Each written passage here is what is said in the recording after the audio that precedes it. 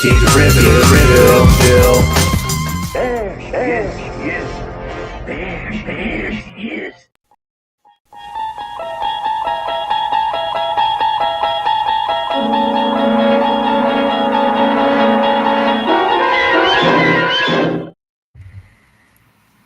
You're traveling through another dimension, a dimension not only of sight and sound, but of mind. A journey into a wondrous land whose boundaries are that of the imagination. That's the signpost up ahead. Your next stop, the Twilight Zone.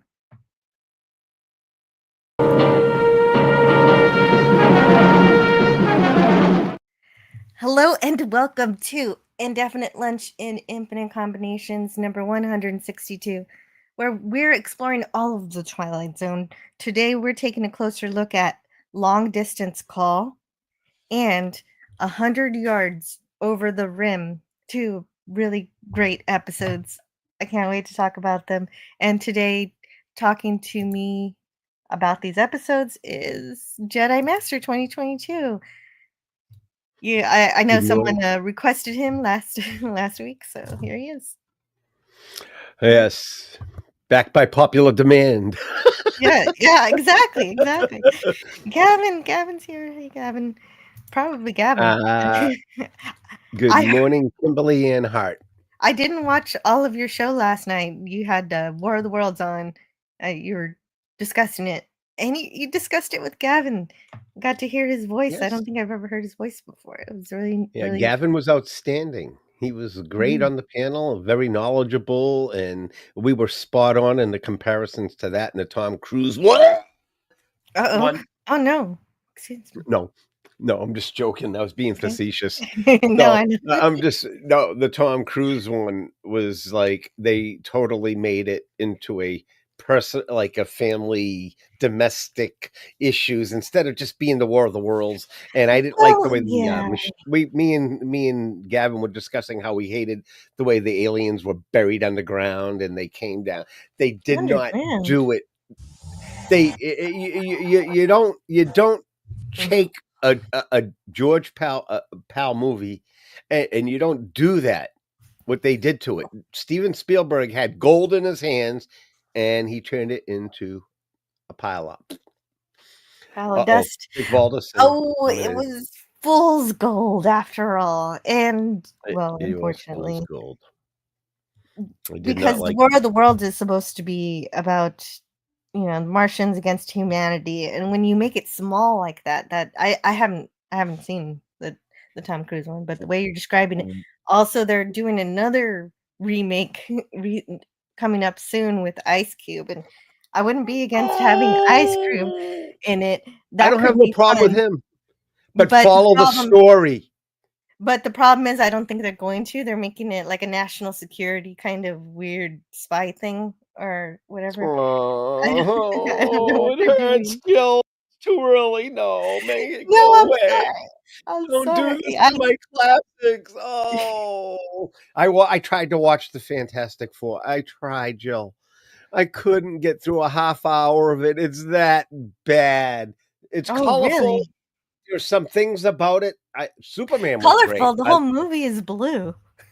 Yeah, it's well, that's what I'm saying. I like the retro, but it was like Doomcock said it. Too much blue. Yeah, he's It's right. He's oversaturated, absolutely right. It's and too he's much great. His filter. reviews. It's Yeah, just a little much. It's Superman just was a little, great. you I laid it on loved a little too thick. Superman was amazing. I loved it. I get crap for it, but I love James Gunn's work. I love the way he can make you laugh 1 minute and then make you cry and then make you laugh, and that's what that Superman movie did. It brought back a lot of this. Yeah, I have some issues with that one too, but it was more I fun. It had was more issues with it fun. too. Yes, it was fun.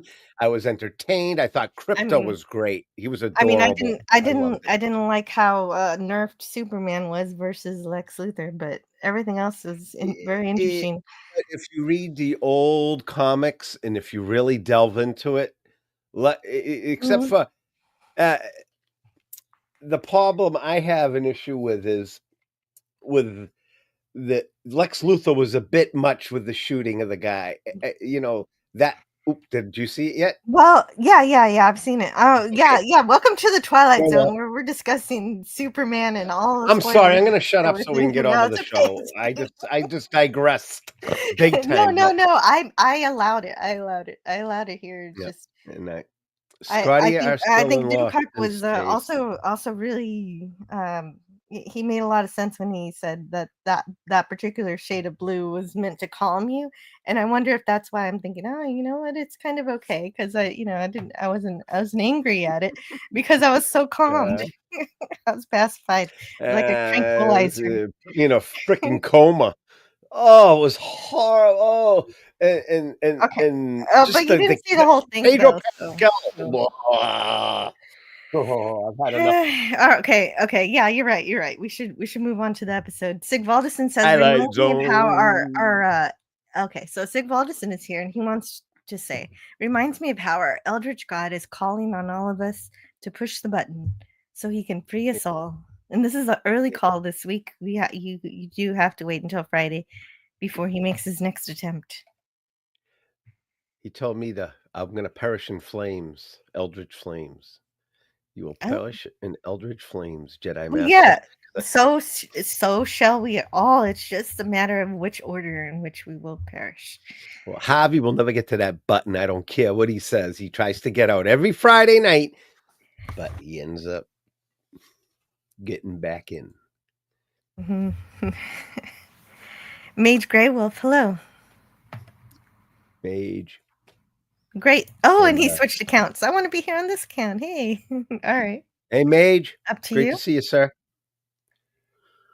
Scotty R37 still lost in space. Well, he found his way here on Saturday. If you were interested to see what shenanigans he brought forth. He's more of an Enterprise guy. He likes flying on the Starship Enterprise. He don't like the Jupiter 2. Well, yeah. It I'm doesn't have joking, warp I'm drive. joking. No, you're right. Nope. Kapla, 2. Gorilla's random thoughts. I mean, there are issues with Lost in Space. They very frequently mix up the meaning of solar system and galaxy on a regular basis. I don't care. I like I said, when I look back at that show and if I really, you can pick apart that show, yeah. But I don't care. I love it. I know. I do too. I do too, despite it. Thus, I'm saddened at the end of Friday. Oh, okay. So the new week brings you new hope. That's why you're so joyous on a Tuesday. Yes, new hope that it'll get out next Friday. But you know the results, Sigvaldison. It's called Groundhog Day for that little squid. Man. Gorilla's random thought says the Derico literally split and went around us. So didn't get to test Hail Protector 3000. What's your Hail Protector 3000, Gorilla? That's interesting. Though the X that used okay, your X got hit with a 90 to 100 mile per hour winds and a big hail. Oh wow. Hope she was safe. Oh, yeah, no kidding.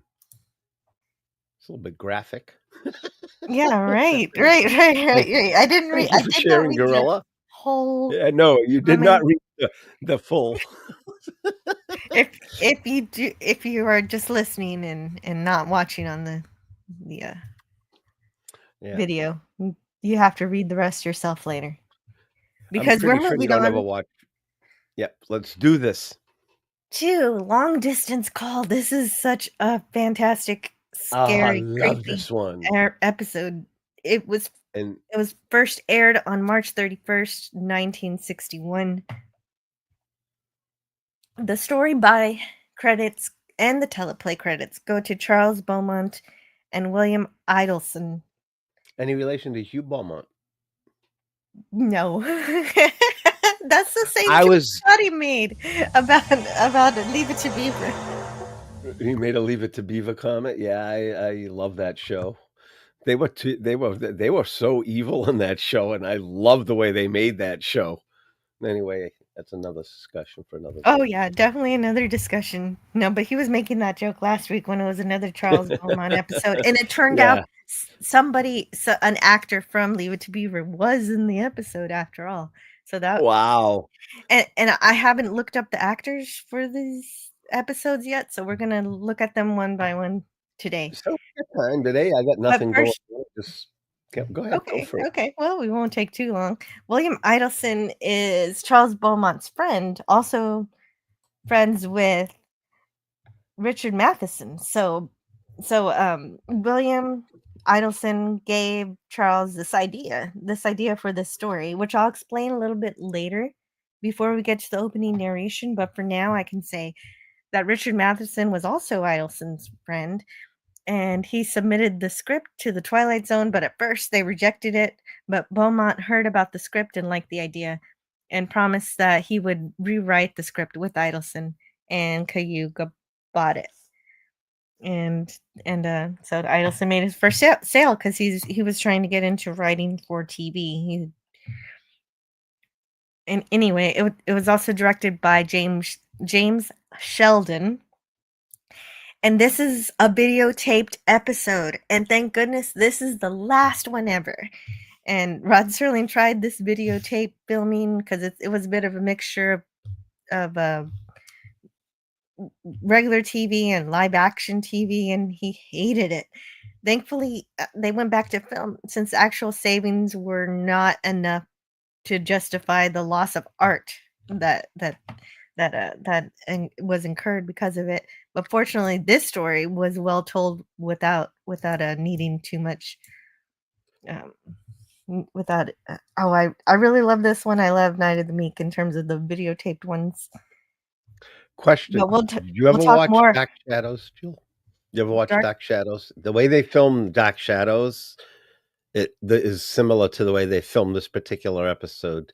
The acoustics were so different, and you noticed how the acoustics were in this Are you particular talking episode. If you about listen, the soap opera with the vampires? yes, the way they Yeah. film it, it's a Okay. lot like the way they filmed this particular episode. The sound, at least. Gotcha. Yeah, I've seen a couple of episodes of that. It I kind of love felt like Dark being at a Shadows. stage play. Oh, yep, that's what it seemed. Exactly what it seemed like this episode to me. It was like it was a live stage play. I don't know if you extrapolated that from it, but I did kind of.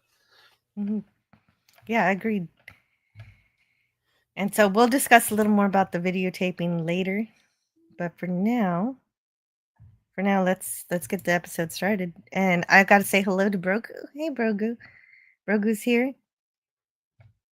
He says, I hope you're doing well. By the way, Jill, an extra portion of kapah to you, my dear. Kapla!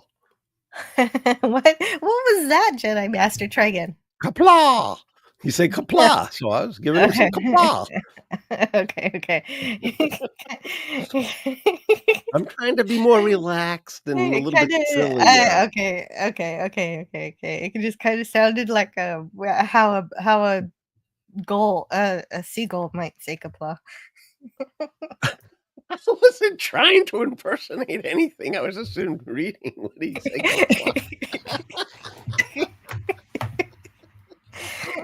Okay, go ahead, because I won't stop laughing once you get me going. So. Oh, sorry about that. So here's Grandma Bales, played by Lily Darvis. I did look her up a little bit last night just because I was completely impressed. Shut up, Google. Sorry, my thing went off. Oh, no. It started talking to me. Oh, I try to turn off those AIs anytime they try to say, "Hey, don't you want me as an assistant all the time, everywhere you go?" No, thanks.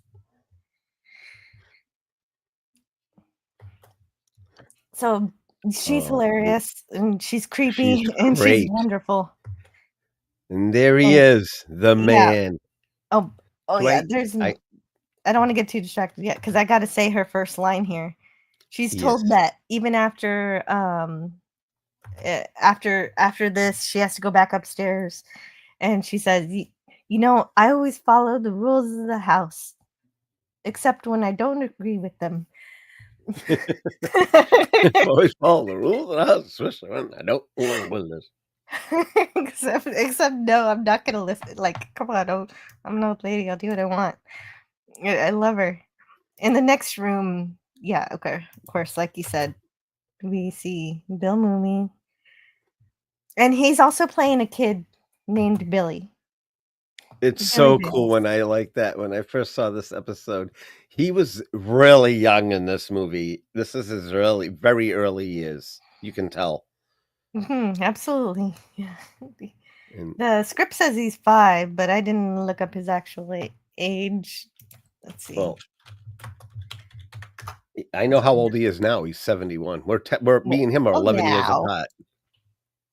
I know, but I'm just saying, me and him are 11 Mhm. years apart. We always, every time we joke around, I see him, I go, "You still got 11 years." And he always gives me that look. He'll give me that look when I joke with him. I mean, to meet him, to talk to him, it's like talking. His music is his thing now. Mhm. He was 7 in this. 7, yep, He's 3 years he's before playing Lost a in 5-year. Space. He's playing a 5-year-old, 3, yeah. 3 years before Lost in Space. So, yes, this is his first time featuring on the Twilight Zone, and of course, Lost in Space, he goes on to be Will Robinson. But of course, his film career was way more varied than that. He was also in movies like A Child Is Waiting and Papillon. Papillon? Papillon and Sammy the Way Out Seal with Michael McGreevy, a Disney movie. Sammy, it's such a cute movie. I suggest that's when Disney was great. And of course, we got a Star Trek in the room with him.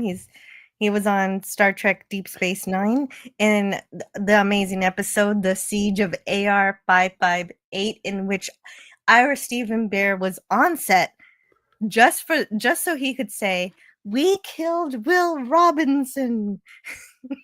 I have to be honest with you. I did not watch that episode of Deep Space Nine. I'm gonna write it down after the show, back when we're finish up, and I'm gonna ask you again because I want to watch him in that. I watch him Sorry, in Babylon spoilers. 5 all the time. I watch Babylon 5 all the time on Tubi. So Gotcha. Yeah, no, you got to watch this up. It's great because of the cameo, but it's also a great episode overall because it's a huge Nog episode. If you like Nog's character growth, how he goes from a delinquent to a Starfleet officer is a wonderful story arc all across Deep Space Nine, and this is a big one for that. This one, and then the next one where he deals with his PTSD. I mean, it's actually really good. he's in the But yes, Virginian also. I liked Bill Mooney's role in the siege of AR 558 because The Siege of AR 588. 558 oh 558. I always get I'll the ask you after. Just remind me after the show because right because now he I kind won't. of his role was kind of like an engineer, so he was kind of similar to what he was in Lost in Space because he was basically a little electronics engineer and geologist on Boy Lost. genius. Yes. Penny's here. Hello, Penny. Hey Penny, where's Judy and Will? I'm just joking. We're shooting. What you uh what else do you want to you said you know a lot of his roles. Do you remember any more?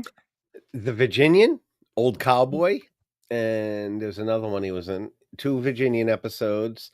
I He was in it was like an Aladdin movie when he was like 4 years old. I'm pretty sure. I gotta research that better. Oh But let me wow, bring he his was a name. I'm gonna baby. click on his name. I'm gonna click on his name right now, and I'm gonna bring up his Bewitched, I Dream a Genie, of course, Alfred Hitchcock presents Dear Bridget with Bridget Bardot. By the way, he had a big crush on her. I got some amazing pictures he's given me and shared with me on the Facebook. I gotta show you of him with Bridget Bardot. And also Bless the Beasts and the Children, 1971, great movie. Sterling North and The Rascal, 1969, 1999. Linnea, Babylon 5, Emmy Award biography. Also, Adventures of He'll be Wonderland yeah. 1992. Barnes and Barnes is music. San Diego Comic-Cons. I mean, the man, his career is television and film career is insane. Like deep out. Yes. Perry Mason. He was on The Greatest Show on Earth. He knew Lucille Ball and he loved her. Oh, it looks like he was Desi Lou. almost gonna he was almost gonna be Eddie Munster, but his parents Yes. didn't want him to be under so much makeup. Yeah. Even though in the episode The Space Destructors, they really put some makeup on him in that one. Season 3 episode, when they we'll get to that, but yeah, Eddie Munster, yeah, he did appear on the show. He did have an appearance. Mummy appeared in the episode as a friend of Eddie. Oh, I nice. Dream a Oh, Genie. that's cool. I mean it. I mean, we could go on about him. I mean, there's Yeah, way so yeah, much. I know that he had a huge career even before Lost in Space, and then it's like even more This was like after that. that launched him into the sci-fi thing big time, hardcore. The Lost in Space and Oh his yeah, Rosie. apparently he was on the Rockford Files. Okay, that's cool. Yes, he was, and he was also on the one with Buddy Ebsen. Barnaby Jones, was it? But not Barnaby Jones.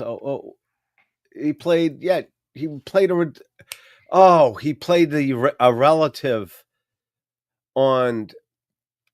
He was like was really a hyper character, and it was on a crime show with the Mm, lawyer. Was it Barnaby Jones? Let me check. okay. While you're checking that, if you really love documentaries, you watch stuff on Biography, Animal Planet, the Sci-Fi Channel. Well, you might have heard him without even realizing it as a narrator for several of these documentaries.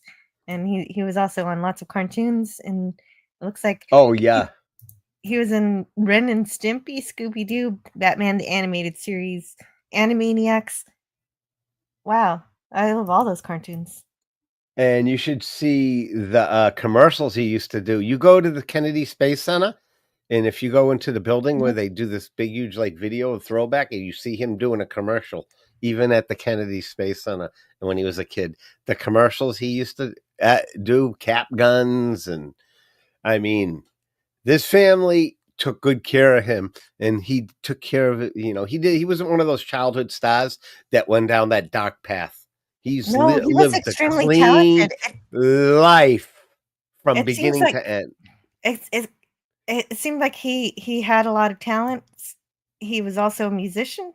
Do you know a lot about him being a Yes, I musician saw himself? a 1-hour concert in 2018. I got some of the songs up. I got Fish Heads and some of the Ballad of Will Robinson up on my channel. I was there live in the front row watching him sing Fish Heads, Bonds and Bonds. I have his Action Skulls CD he made with Victoria Peterson and Jim Cowsill from the Beach Boys. He's the drummer, and they have a band called the Action Skulls, and they're working on new tracks. He's working on a new songs right now with a new tracks right now. I have his all. I got to show you all his CDs and music. I collect his music. I That makes collect. sense. He played the banjo, bass, guitar, harmonica, You should keyboard, see his mandolin, guitar percussion. collection. Oh my goodness! I bet. He shows me. He does a Monday morning music moment, a money for about a 3-minute music knowledge every Monday morning. It's Monday morning mummy music moment. He plays little like for other songs, covers. He worked with America too, the band America.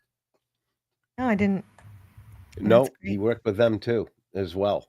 Yeah, he's Yeah, he's definitely my hero, one of my heroes. I can see that. I'm I sorry can I see get why. so Don't starstruck be when I talk sorry. about him. I completely agree. It's it's a great sentiment to have. Well, who else loves Bill Mooney is this grandmother or Bill Bales. Here he's Billy Bales. And he's adorned with a hat and he leaps with excitement to greet his grandmother. And at first this seems really sweet. And his Chris Bales, her son tells grandma not to overexert herself. But she says with complete rapture and effervescence in her face. Oh, I don't exert. Billy is a feather. Just the way she delivers her lines, I can't do it like she does, but she makes those lines shine. Billy's mother, Sylvia, brings out the cake. She's bringing out the cake here, and they turn off the lights and have Billy blow out the candles to make a wish, which he only shares with his grandmother. And she says Mother, it's a yes. secret Secret. just for them. And He's so Billy's dad, cute. yeah, yes. Billy's dad tries to keep Grandma Bales from cutting the cake. Again, her delivery is genius. So this is the only one I got here. Yeah. there's, Look at there's the face on him. He's, aw.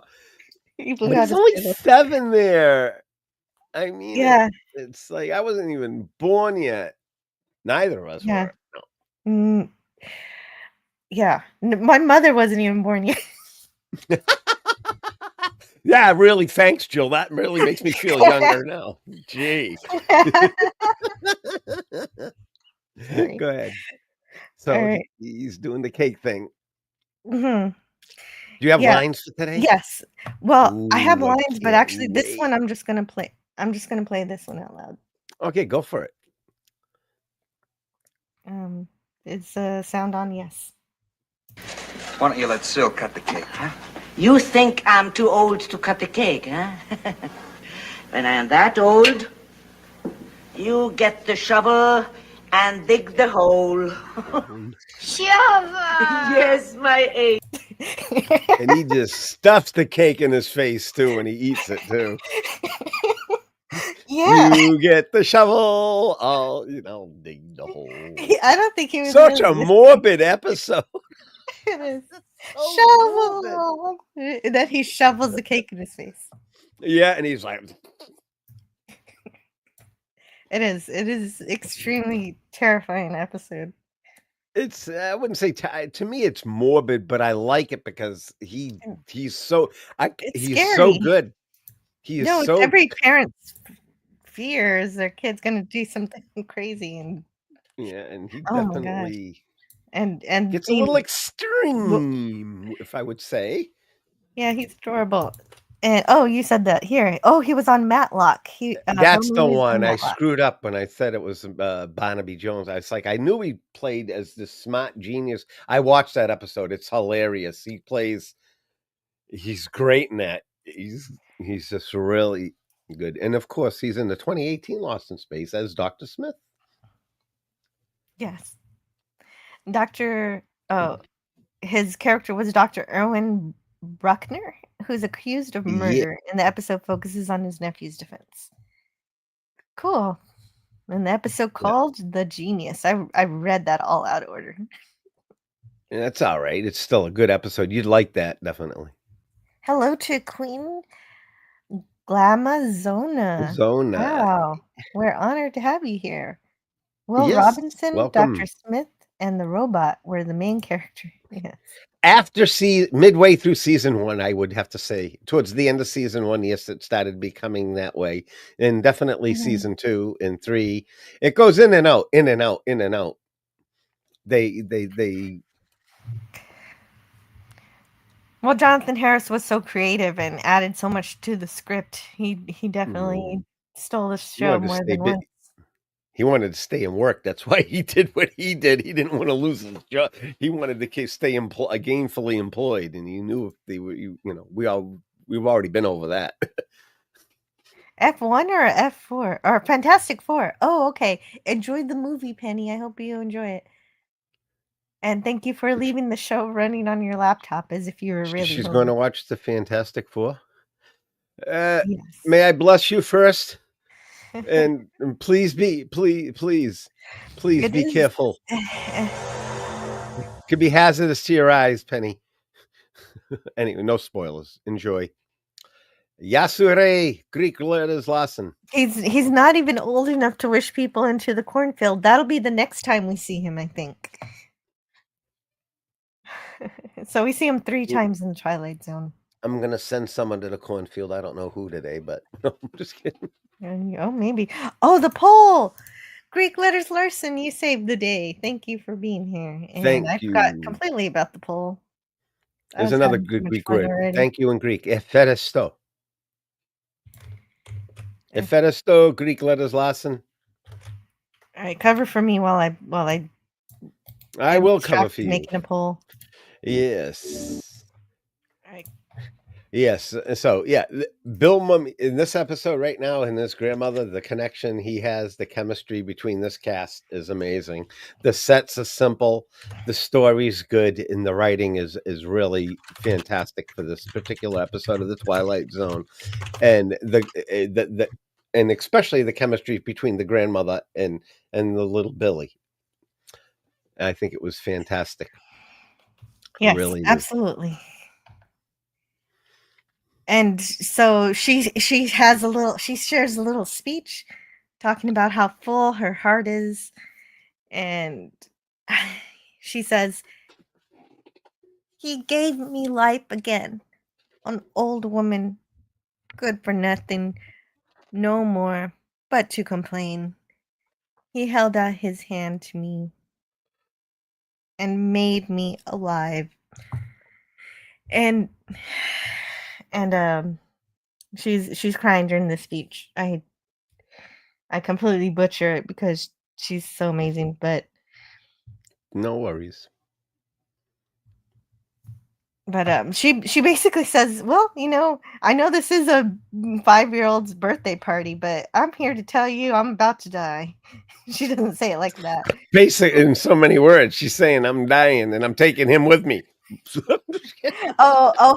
doesn't say the part where I'm taking him with me until she's on her deathbed. So because Yes. she's still lucid here. So she hasn't when she's full with the drugs, that's when the true depths of her mental True illness, serum, just pours out.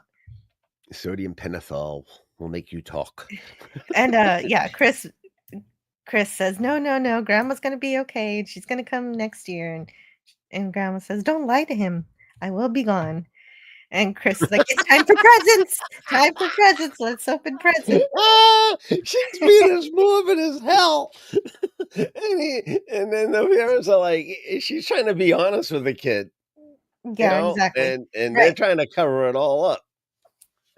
I mean, yeah, but you start lying to him at that young of an age and not teaching him about life and death, he's gonna be all screwed up by the time he's a teenager. Well, but there's a time and a place to teach about life and death, and I'm Yeah, not not at a during birthday. your I birth get it. This is this is the writer like saying, we're gonna mess with you in this episode big time. But I love it. You kinda hope that you can teach your kid about death by buying them a goldfish or something, but this is another way. And I just love this grandma, Lily. Lily Darvis is just she had me laugh, she had me cry even before Me Rod too. recites Yeah. the opening This narration. picture makes me want to bust out laughing again. It's cute. Bill. Yeah, it's funny. Yeah, you should see his It's face right before he blows out the candles. It's like a big O, and then all the yeah. air that's in his lungs come out. After when I know I'm gonna get weird again, but knowing and getting to know him and talk to him a bit here and there over the years and keeping continue contact with him now, brings a special connection when I watch anything he does, because I was like that's my friend there. That's how I feel when I watch these now. Yeah, that you're I seeing your look at friends him on as a TV. friend. That is incredible. Yes. Yeah, that's a great treasure to have. I told my family when I'm on my deathbed, I just want episodes of Lost in Space playing for until my eyes close and my family around me. That's all I want. I told my wife that's my only request. I want that. That's the last thing I want to hear in my wife's voice and my daughter's, yada yada. But I don't want to be morbid. That's So, beautiful, though. Oh, but well, this is the that show. right episode to be morbid with. That's how So much that show means to me. This reminds me of going to like a funeral or something, and afterwards we get together and we eat, and then one of Talk about. one of my aunts was like, let's take some pictures so we can put these pictures in my slideshow, because you know how they have slideshows during during the service. My goodness. So I'm familiar with the family members being morbid like that. This is something that I experience sometimes. And this lady, she does it really well. Lily Darvis, and she was such a genius that I wanted to know what else she did, but apparently she Lily didn't Jackson. do I'm looking at she was in some TV and movies, but it was not very much. very She was beautiful actually woman. she was more of a stage actor. Yeah, yeah, gorgeous. She was She was, born mhm. April 10th, 1902. Wow. Wow. And she passed away July 22nd, 1974. Mhm. Wow. Yeah, the Twilight Hungarian. Zone was tremendously lucky to get her 'cause she was She a was very busy lady.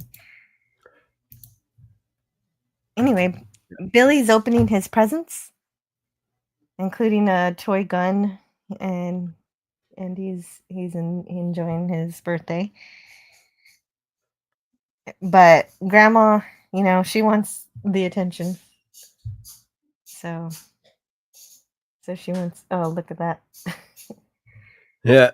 You have to watch it to get the emotion, but you're right, the chemistry between the grandma and Billy And is really strong right it's away. You believe y- it. yeah, it's there. He is even at that age. You could see the talent. Yes, yes, He Billy. was born to do what So, he's done doing. Was born for this. Some people mhm, are just born for this. yeah, true story.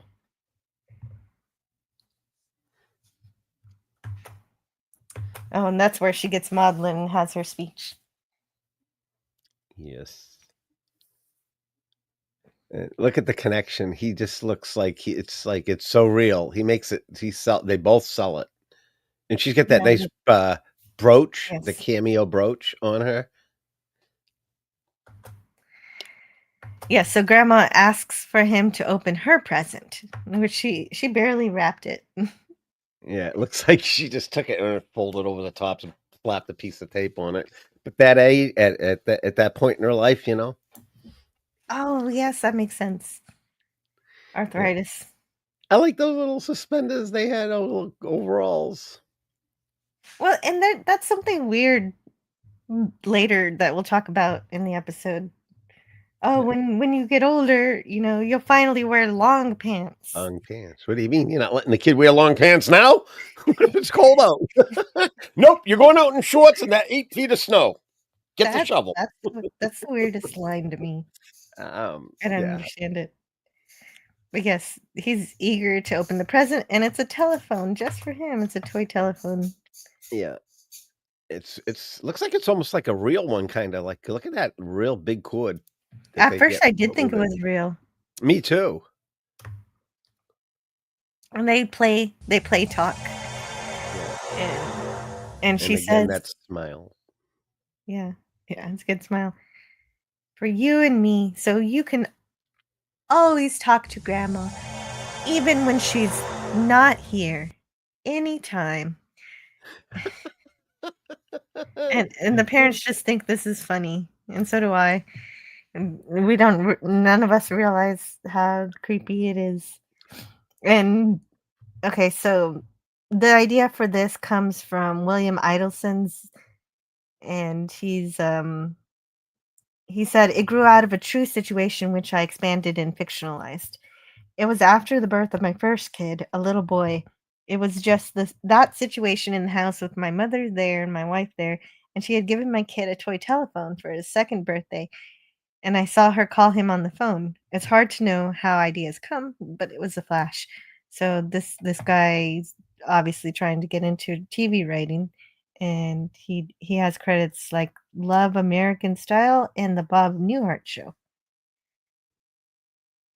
But then, unfortunately, after this little game, something strikes, the music shifts to tell us that grandma wasn't just being maudlin, as many grandparents are, as my family is sometimes. She was serious. She's leaving and soon.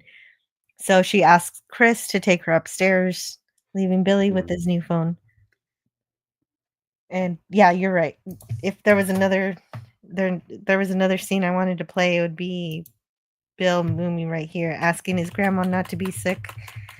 Yes. So here. This is me, Billy. Please don't be sick. As must be obvious, this is a house hovered over by Mr. Death.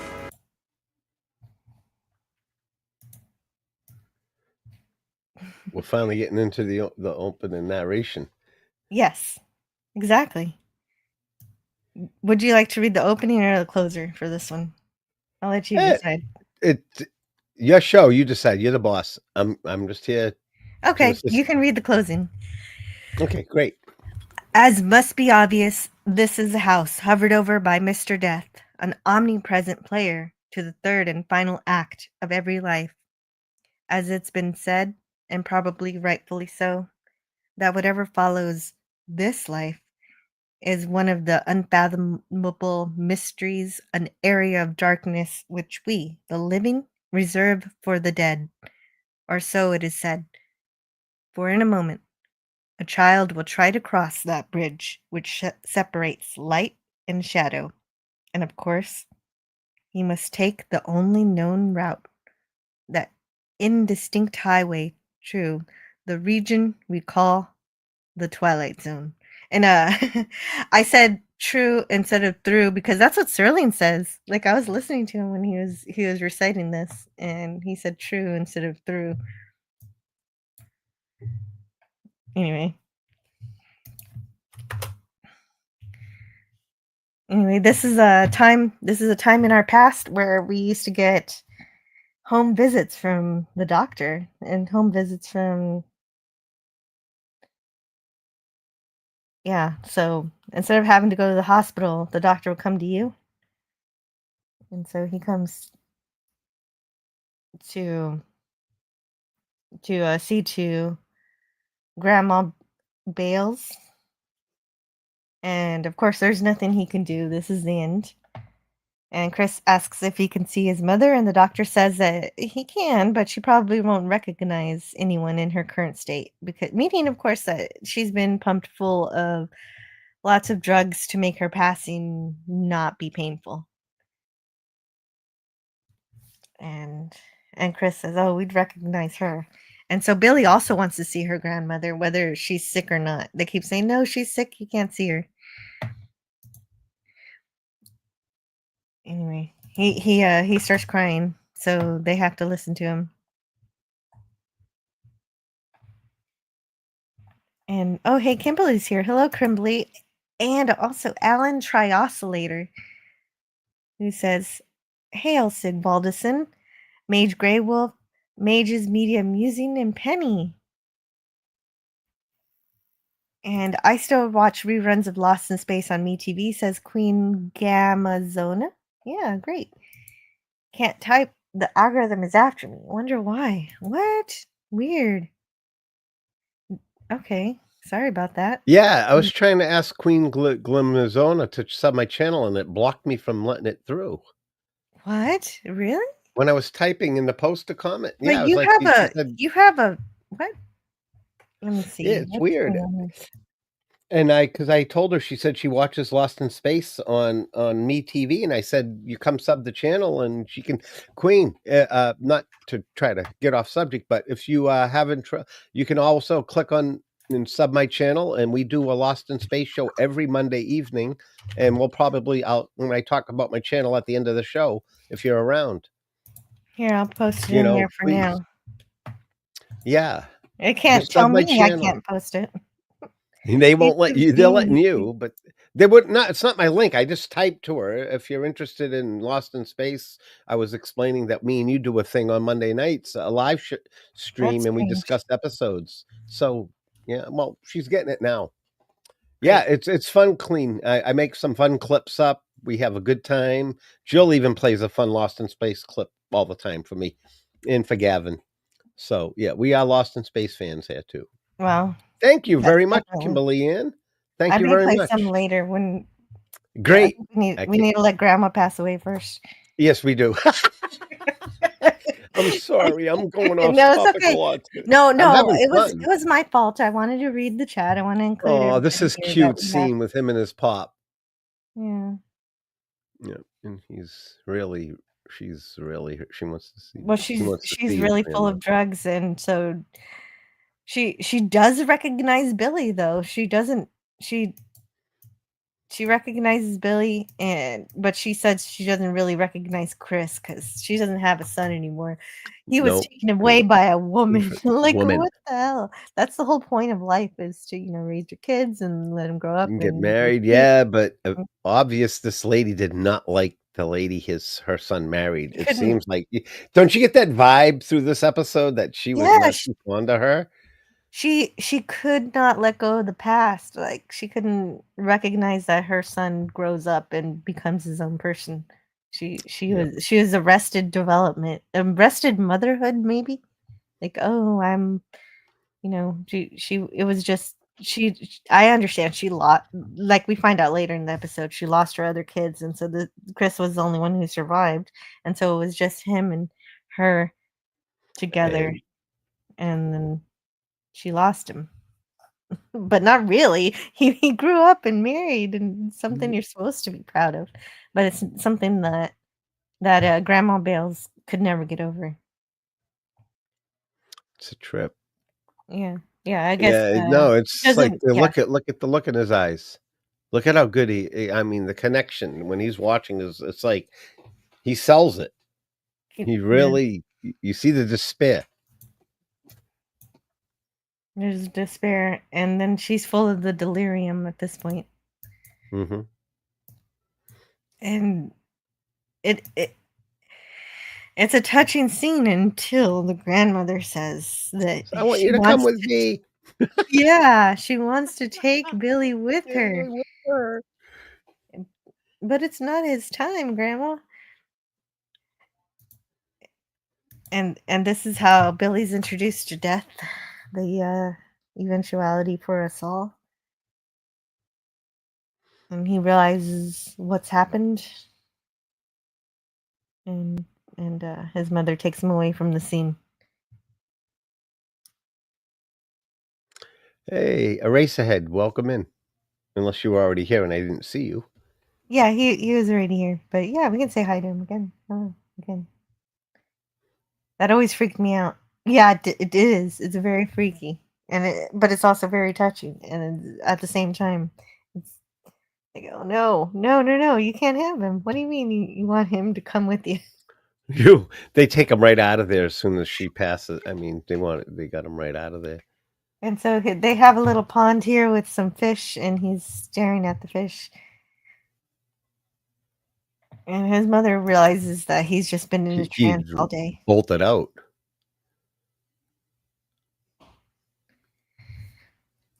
And she brings him inside. And Chris is looking through his mom's stuff. And Sylvia's worried because Billy has been in a trance, and Chris reminds her how close Billy was with Grandma. And Sylvia says they were too close. Oh, one more thing from the death scene I forgot to say is that, well, Yeah. I kind of said it, but I didn't say it, is not only did she kind of reject her own son because he grew up, because basically he grew up, but that she claims Billy as her son now. Son, yes, you're my, yep. He's my son. And yeah, so, and Sylvia really took that seriously, and that really hurts her. Yeah. But Chris gives her the excuse that she was full of drugs and dying. In delirium. And so she yeah. apologizes. Of course, of course. Like, logically speaking, he's right, but technically, Yeah. she was telling the truth. Yeah, because deep in her heart, you could see that she's like, before they drugged her up, she was saying she wanted, she whispered something to him. Mm-hmm. Yeah, what was that secret? And then she's looking upstairs. And he's on the phone.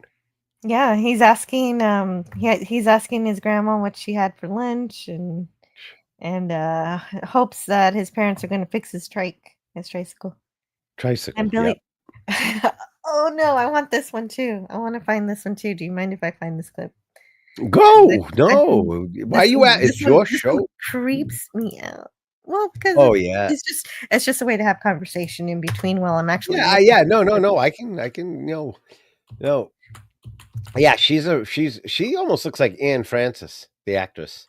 She's got a really similar look to her. You know who I'm talking about from Day of the Earth, from Forbidden Planet. Oh, I love her from Forbidden Planet. She's gorgeous. Don't you think she has a similar look to her? Doesn't she Sure. look a little bit? Yeah. She's just missing the sparkly dress. Yeah, in the second episode, I thought that lots of jewels. Because she was always asking Robbie the robot for. Well, let's look at her. Let's see what she is done. Sylvia Bales is played by Patricia Smith. Born in Connecticut, 1930. 2 children. New Haven, Connecticut. She was as a salesman of plate glass. She began a primary education, New public college schools. Well, of course, like many actors, she started in the theater. Yep, stage training in New York. The Spirit of St. Louis. Okay. Oh wow. Barnaby. Well, you were talking about Barnaby Jones. She was in the Barnaby Jones. Yeah, so I may have. Yep, and also she worked with Gregory. She was with Gregory Peck, Suzanne Plachette, Steve McQueen, Jessica Walter. Oh, we got another Star Trek. She's in the episode Unnatural Selection, as in the role of Sarah Kingsley. Unnatural. And a healthy young doctor in her mid-30s who quickly deteriorates physically and mentally. Wow, busy woman with accelerated aging. Yeah, I didn't expect to have a Star Trek there. I didn't recognize her as Star Trek. That's great. She was in Spirit of St. Louis with Jimmy Stewart. Well, while we're doing that, we might as well. Yeah. Oh yeah, go ahead. You first. Gunsmoke, Perry Mason, The Fugitive, Hawaii Five-0, Streets of San Francisco, Cannon. Wow, busy Debbie Reynolds show. Barnaby Jones, Bob Newhart. She played Jack Lemmon's wife in the 1973 feature film Save the Tiger. I mean, she has been 1977. Quinn's Martin's Tales Unexpected. I mean, Highway to Heaven. Star Trek Next Generation, as you said. Unnatural Selection. Yep. Mad City. Wow. Pretty amazing. Yeah, absolutely. Actually, I want to go back to him too. So let's go ahead and talk about Philip Abbott also to get the mother and the father squared away. He served in World War II. Wow. And God bless. He played the lead role in a crime series called The FBI. So that's something. I remember that show. Oh, you do? FBI. My dad used to watch that. He also showed up on Perry Mason. Mm-hmm. And The Young and the Restless. So there you go. He was in The Invisible Boy. The Invisible Boy. There you go. The Bionic Woman. The Incredible Hulk. Look, he's got a good lineup there. Yep. Like I said, very talented cast. Agreed. Okay, let's see if we got the right. I don't know if this is the right time. Let's try it. She wanted to know if I can come stay with her. Can I, Mama? Can I? Oh my God. I couldn't see. The thing's over the top. Your cast. Oh no, you couldn't see it. That was perfect. No, it's right above the cat. Oh, there you go. Thank you. Who are you talking to? Grandma. She's lonesome. She wanted to know if I can come stay with her. Can I, Mama? Can I? Look at the face on him. You have to see it. Can I, Mom? The tilting of his head. It's like he's asking for money for the ice cream truck. Not can I go see my grandma in the afterlife? Yeah. Can I, Mom? Like Can he I? can just buy a ticket and go over there and see her real quick. Go for Made Media's pack a musing lunch. says, "Can I?" I'm sorry, Joe. Go ahead. Can I stay with dead grandma? Yeah, that's what Mage was. I was about to say. Wait, I said that wrong. Can I Uh, stay with dead grandma?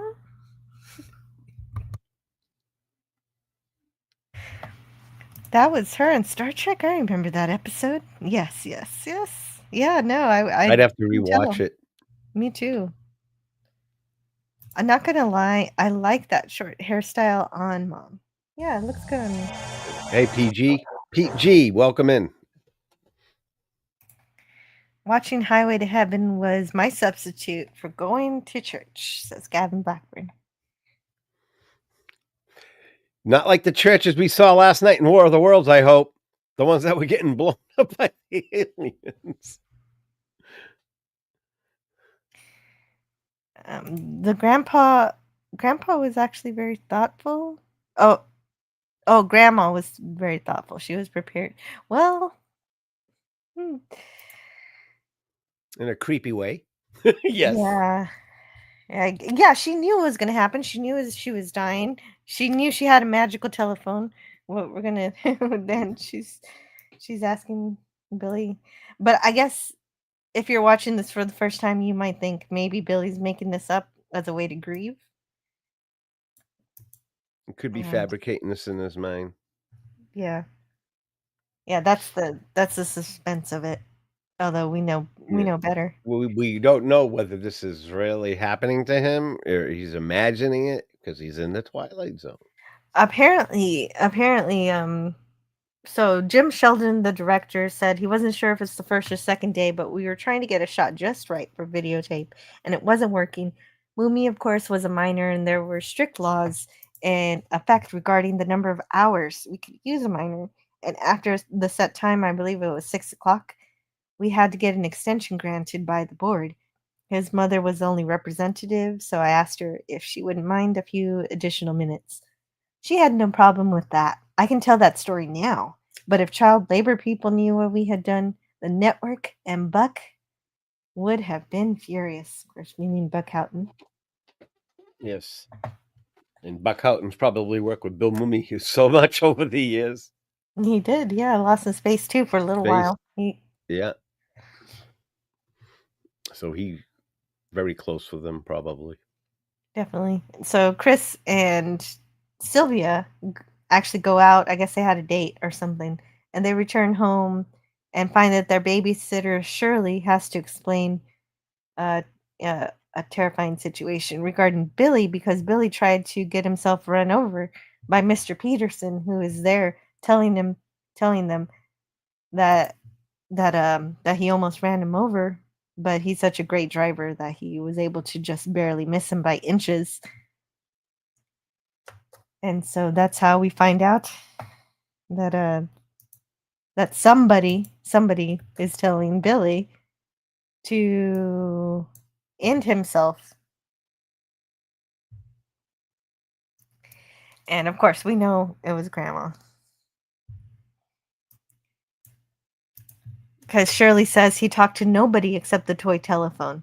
And Sylvia returns to the room and she can hear Billy talking on the phone. And she has Chris listen into this.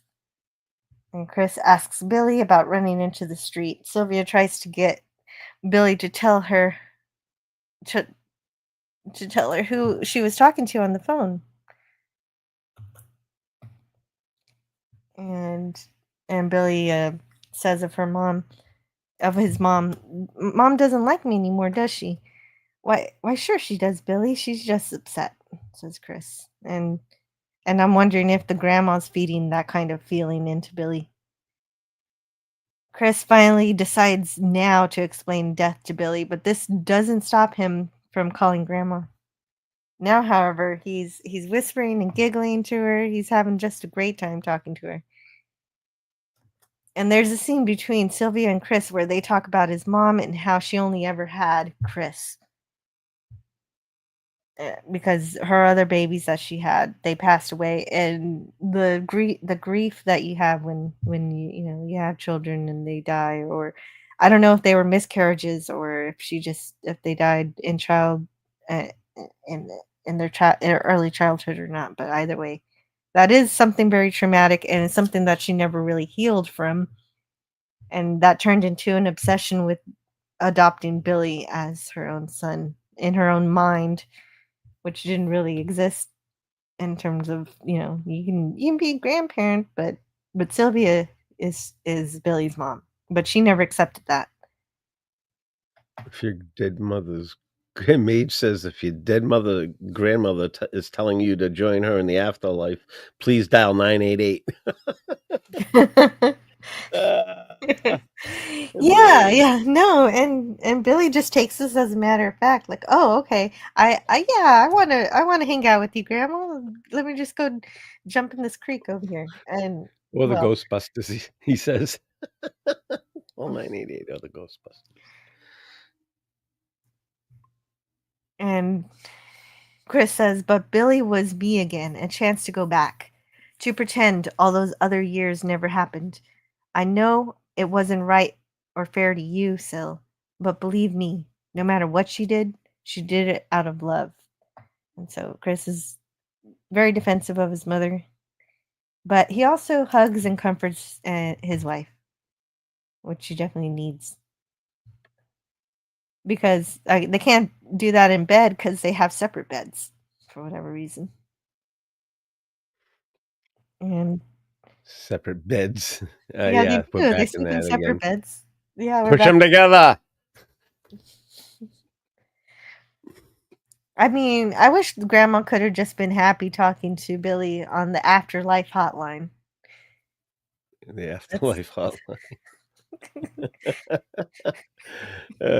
If you need to speak to a loved one, call 1-900 Afterlife Hotline. Well, it was 24 like hours a on day. Beetlejuice, right? Yep. Beetlejuice had an afterlife hotline. 99 cents for the first minute and your eternal soul for any additional time. Uh-oh. Yeah, right? What is the price of that? And hold on. I've got my daughter here. Oh, you know what? I got to be right back. I forgot about something important. Yep, go for it. I'll entertain for a bit. Billy is asking Grandma for chocolate ice cream bars, the next thing in my notes, but I'll be right back. Yeah, no worries about that. Yes. It was a very respectful time back then, Queen Glamazona says. Everyone had separate beds. Yeah, respectful, but not realistic, in my opinion, because they wanted it that way for TV. In hindsight, you would say back then, yes, for its time, they wanted to project a family environment. So putting the beds together, Ricky and Lucy slept in separate beds. Rob and Dick Van Dyke, Mary Tyler Moore, and Dick Van Dyke slept at separate beds on that. So you go back into the time for the times, and then Pete G with the Flintstones. Weren't the Flintstones the first TV couple to sleep in the same bed? I wouldn't be able to quote that out. Something I'd have to research, and I can look that up real quick for you if you.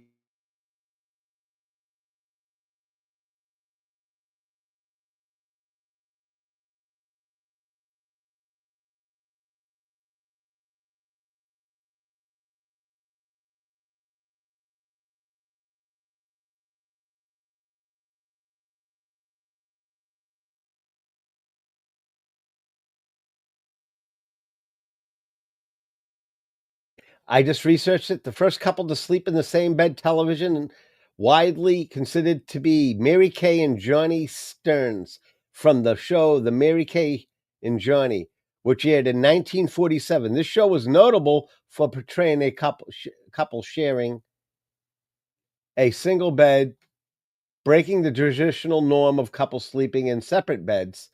Other notable mentions include Fred and William Flintstone. You are right. From the We're sharing the same bed, often considered the fourth couple to do so. So there you have it. Gorilla's Random Thoughts. Post the B. How did they ever have kids? Queen Glamazon. I'm pretty sure they figured that out. Hey, Fred.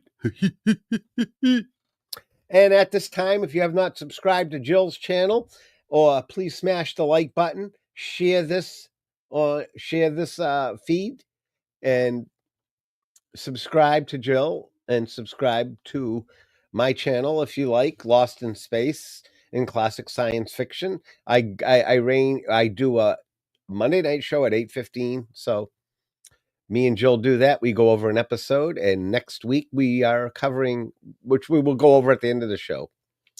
Fred's giant feet got in the way of intimacy. Nah, Pete G, I'm pretty sure they worked that out. I wad the Brady Bunch. It was the Brady Bunch.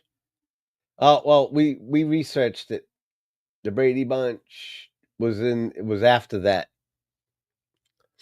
Brady Bunch was in the 60s. So they were already sleeping in bed, put the beds together. In 1947, on the Mary Kay and Johnny Stern show, they slept in the same bed. So goes back a ways. So do you guys have a favorite episode of the Twilight Zone? While we're talking about the Twilight Zone, does anybody have a particular in the chat that their favorite episode? Feel free to share it with us, or any of your stories. Mage Media's Musing says they had a daughter, so they must have found a workaround to Fred's feet. Yeah, Mage, I'm pretty sure they figured that out. Woolman Pebbles. I love the Flintstones. I still watch it, even at 60 years of age. I like the Flintstones, the Jetsons, Me TV. I love it. I love classic television. I love pop culture.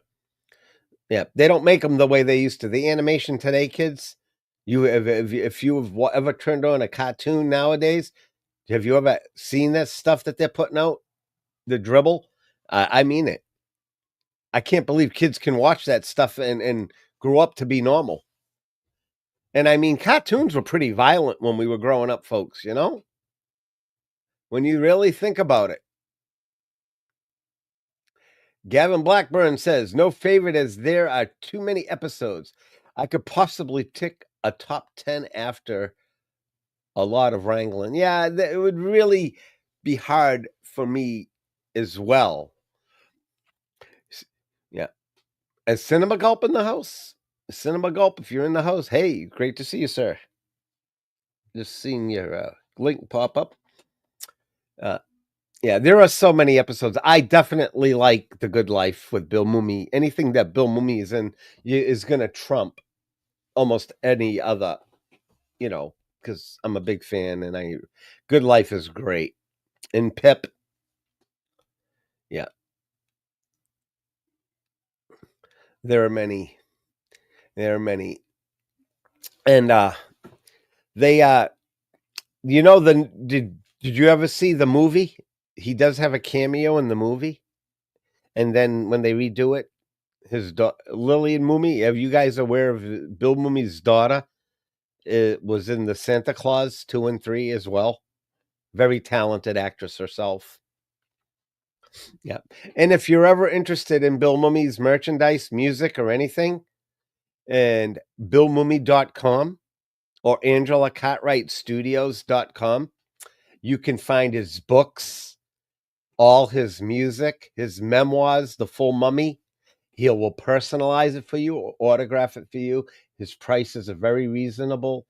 And he's got him and Angela Cartwright both written a couple books together. 3. And I have Mark Goddard's books too as well. He wrote 2 books. Hello. Yeah. Hey, I'm back. Thank you for Welcome covering back. for me. Yeah, we were just going on, and I plugged Bill's websites and stuff, and Angela's very if they good, very want. good. Bill Mummy's Actually, if you put that merchandise. in the private If you put that in the private chat for me, I'll put it in the public for you. Okay. And Queen Glamazona says, why didn't they just get him a catcher's mitt and get rid of the phone? I think it was because they didn't know that the phone really was the grandma transmitting to Billy. I think they just thought he was using it as a way to get over his grandmother's death, and so I guess maybe they didn't want to get rid of it because of that. They didn't realize its sinister nature at this certain particular juncture, but they will in just a little bit. I'm trying to copy and paste something, and it's driving me nuts here. I got it right here. Here, there we go. No, I got it. I got the one I want. Here we go. Let me put in. Oh, is it another one? Too. Yeah, this is for Okay. her. Yeah, and you can buy both their merch, anything that they have. So he's suicidal. Well, because his grandma's saying, "Come here, come visit me." And there's only one way to visit me. Why don't you go go play in traffic, basically? And yeah, if your dead grandma's telling you to join her in the afterlife, please call 988. or yeah. Why did they get him? Yeah, I read that one. Or Ghostbusters. Oh yeah, that's right. Who are you gonna call? They definitely needed an exorcist. Weren't the Flintstones? Oh right. I think Jedi Master talked about that already. Wilma. Yeah. Okay. Yeah, he got locked out of the house.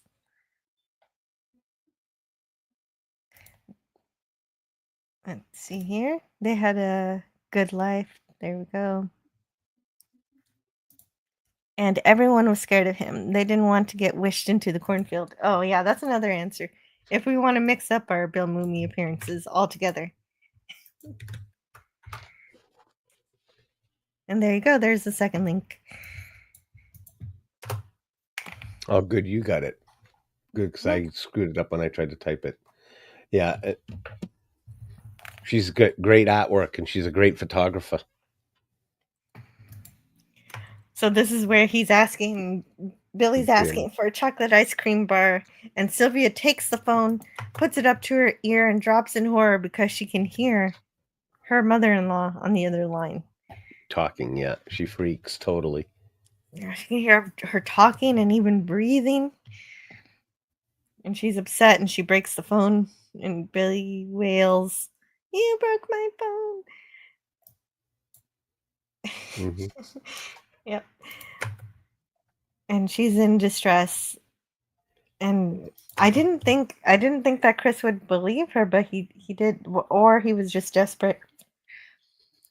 Yeah. And he's trying to comfort her, but then they realize that Billy ran out, and before they know it, Billy jumps into the pond on purpose. Yep.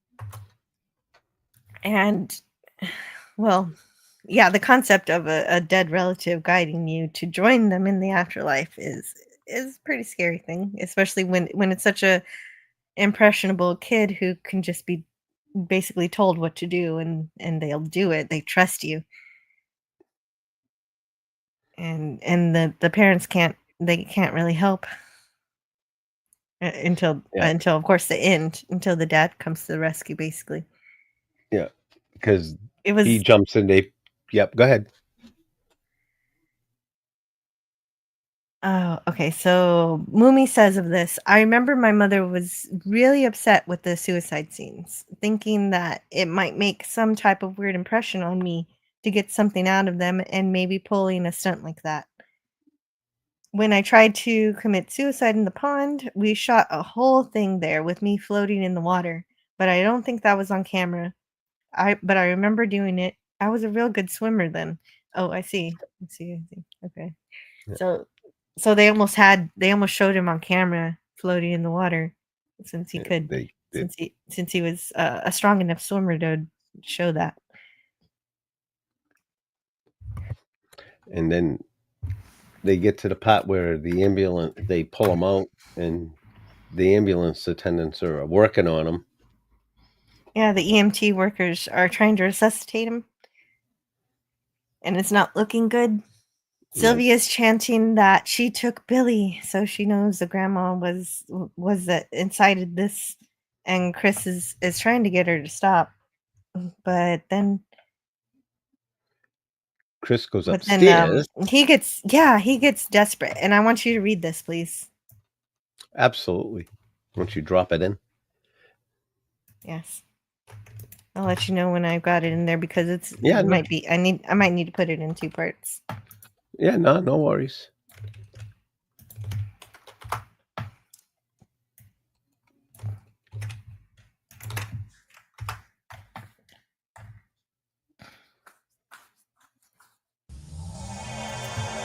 We're almost there. Not that one. But the next one. This one was almost the thumbnail. But yes, you may read when you're ready. Start at 118, right? Check. Yes. Underneath the link. Okay. Mother, if you can hear me, listen. You said you loved Billy at his birthday. You picked him up and you hugged him and you said he gave you life again. If you really love Billy, give him back. He's only 5. He hasn't even started. He doesn't know anything about going to school or girlfriends or wearing pants, even pitching a baseball. He's hardly been out of this room, out of this house. There's a whole world he hasn't even touched. Mother, you said Billy gave you life again. Now you can give him life if you really love him. Let him live. Give him back. Give him back, Ma. Ma? Yes. And this was a rewrite, actually. So this was a really good speech that actually works. So in the next scene, of course, the EMTs are like, I don't know how it happened, but Billy's back. Miraculously recovered. Mm-hmm. Yeah. And there was a speech before this that wasn't good. Rod said he didn't like it, and it was because it was more about Chris. He was talking about his childhood and his first pair of long pants, because that's the only thing that survived from the first the first speech was the long pants. Long pants. And I don't know. I didn't get it. I would have left that out and put the other stuff in. Yeah. Yeah. Like, you can't wear pants, Billy. Yeah, but it was all about Chris.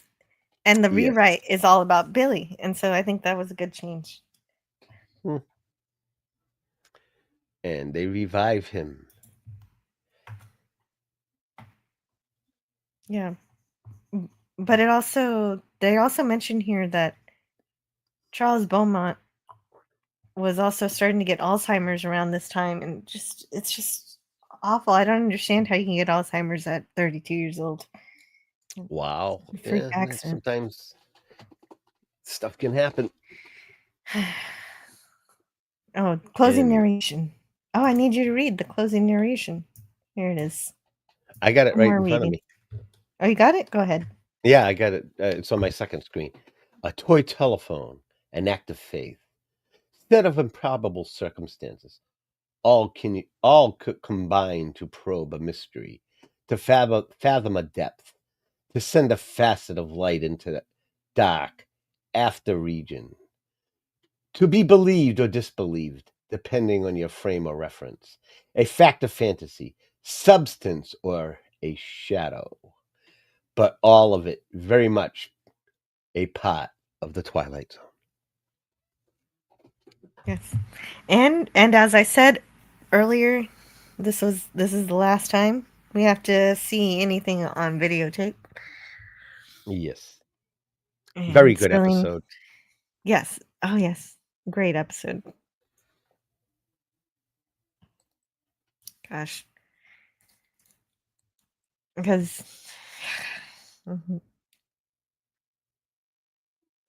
It wasn't until the parents actually took Billy seriously that they figured out what was happening. Yep. And his father. It was a good. It was really nice how they made this and how the phone call and then the father talking and the grandmother finally letting go and Yeah, letting the desperation.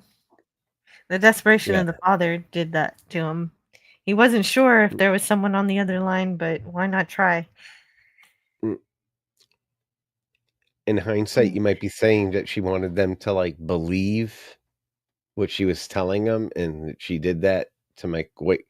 So maybe the mother doesn't take for granted that little boy because it's, I don't know. I don't know, or like not to let go of the jet. There's so many different scenarios because it's the Twilight Zone. Mhm. That's why you can use your mind and you can make your own. That's why he leaves it that way for you. Yeah, but it's a pretty disturbing episode too. Very, It very, is. It's very creepy. definitely unsettling in many ways.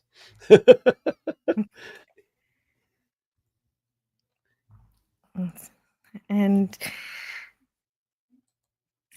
but at the same time, I wonder what it would have looked like on film. This is the last this is the last videotape episode, and it's just very unsettling. You gotta watch it yourself if to just feel how horrifying it is. Eerie. That it be. Do I have a couple minutes to stretch Yeah, sure, go ahead. and grab a? I'm going to top off my coffee too. Yeah. Yeah, and I am glad that the grandmother let go. It's just I- and so let's see here. Why did they get him? Okay, so I read that one. Fred's giant feet. Yeah, we were talking about the Flintstones for some reason earlier because of the beds. The one with William Shatner with the gremlin outside his window. Yeah. Yeah, that one's not until season 5, surprisingly enough. That's Oh, hold on. My daughter's here.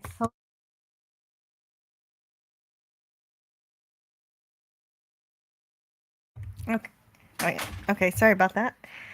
So,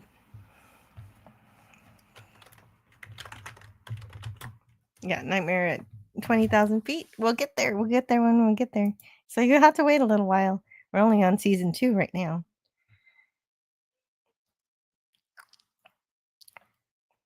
Oh, Gavin says that there are too many episodes to pick a favorite.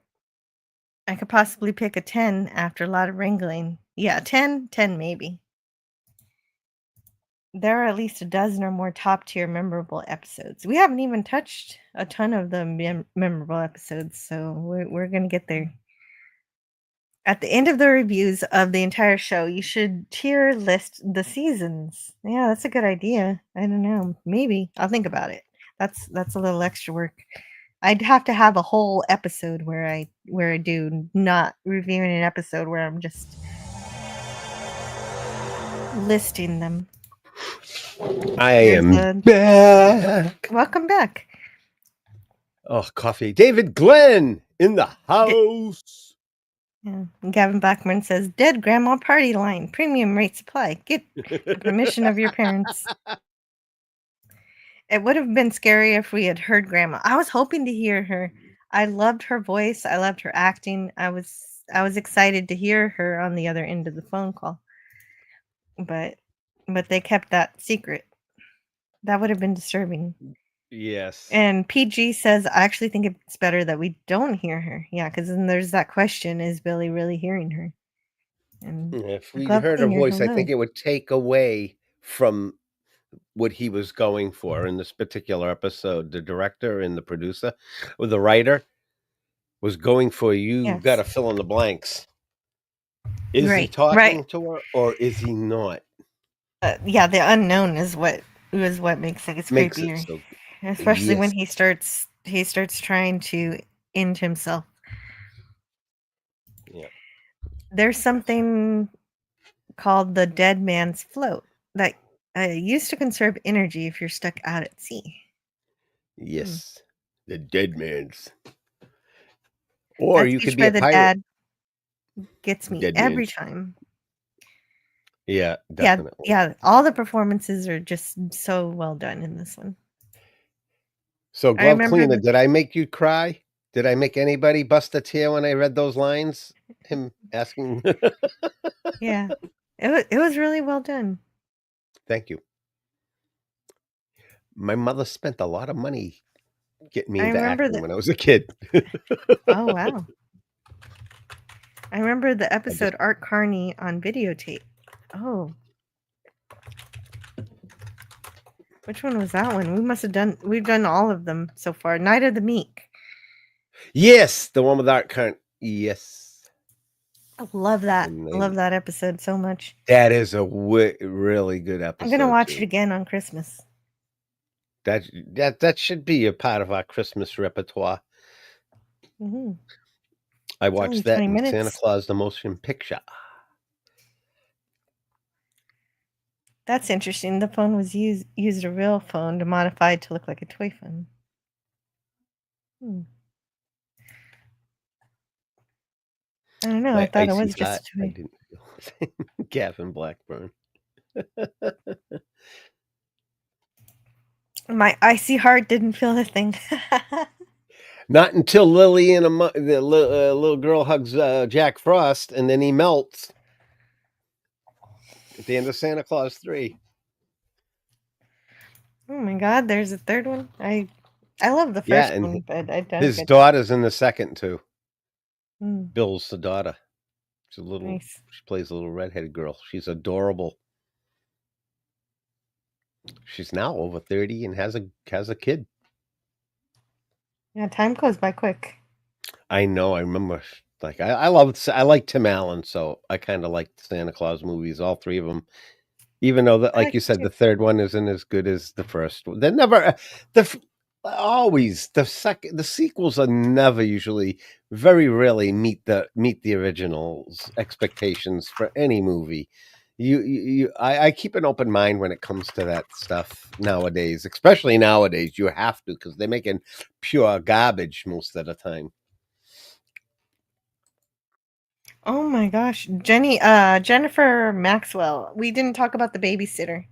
Yeah, Jenny Maxwell. Yeah, she was the one that said that she kept a good eye on him, and Yeah, she was the babysitter, and she was like, yeah, I didn't tell him to do that, and yeah. he doesn't usually run in the street, which is why I let him play outside. Yeah, the guy brought him inside. Yeah, and he goes, "I really need to talk to you two."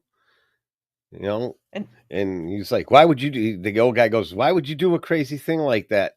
And then he was mentioning because he wanted to be with his grandmother. So it's mhm. kind of weird, how that he ran out into traffic because his grandmother told him to. Well,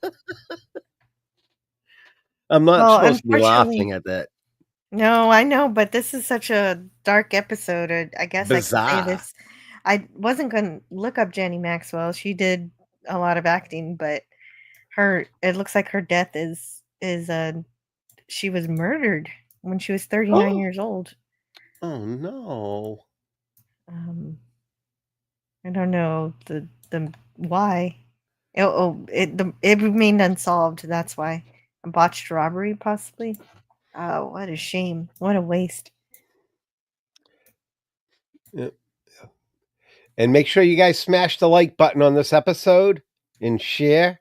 And if you haven't subscribed to Anti-Derivative Jill, please do before we get into the next episode. Or if you're not subscribed to me, to my channel, please do. If you're interested in Lost in Space and sci-fi fun on Monday nights. True story.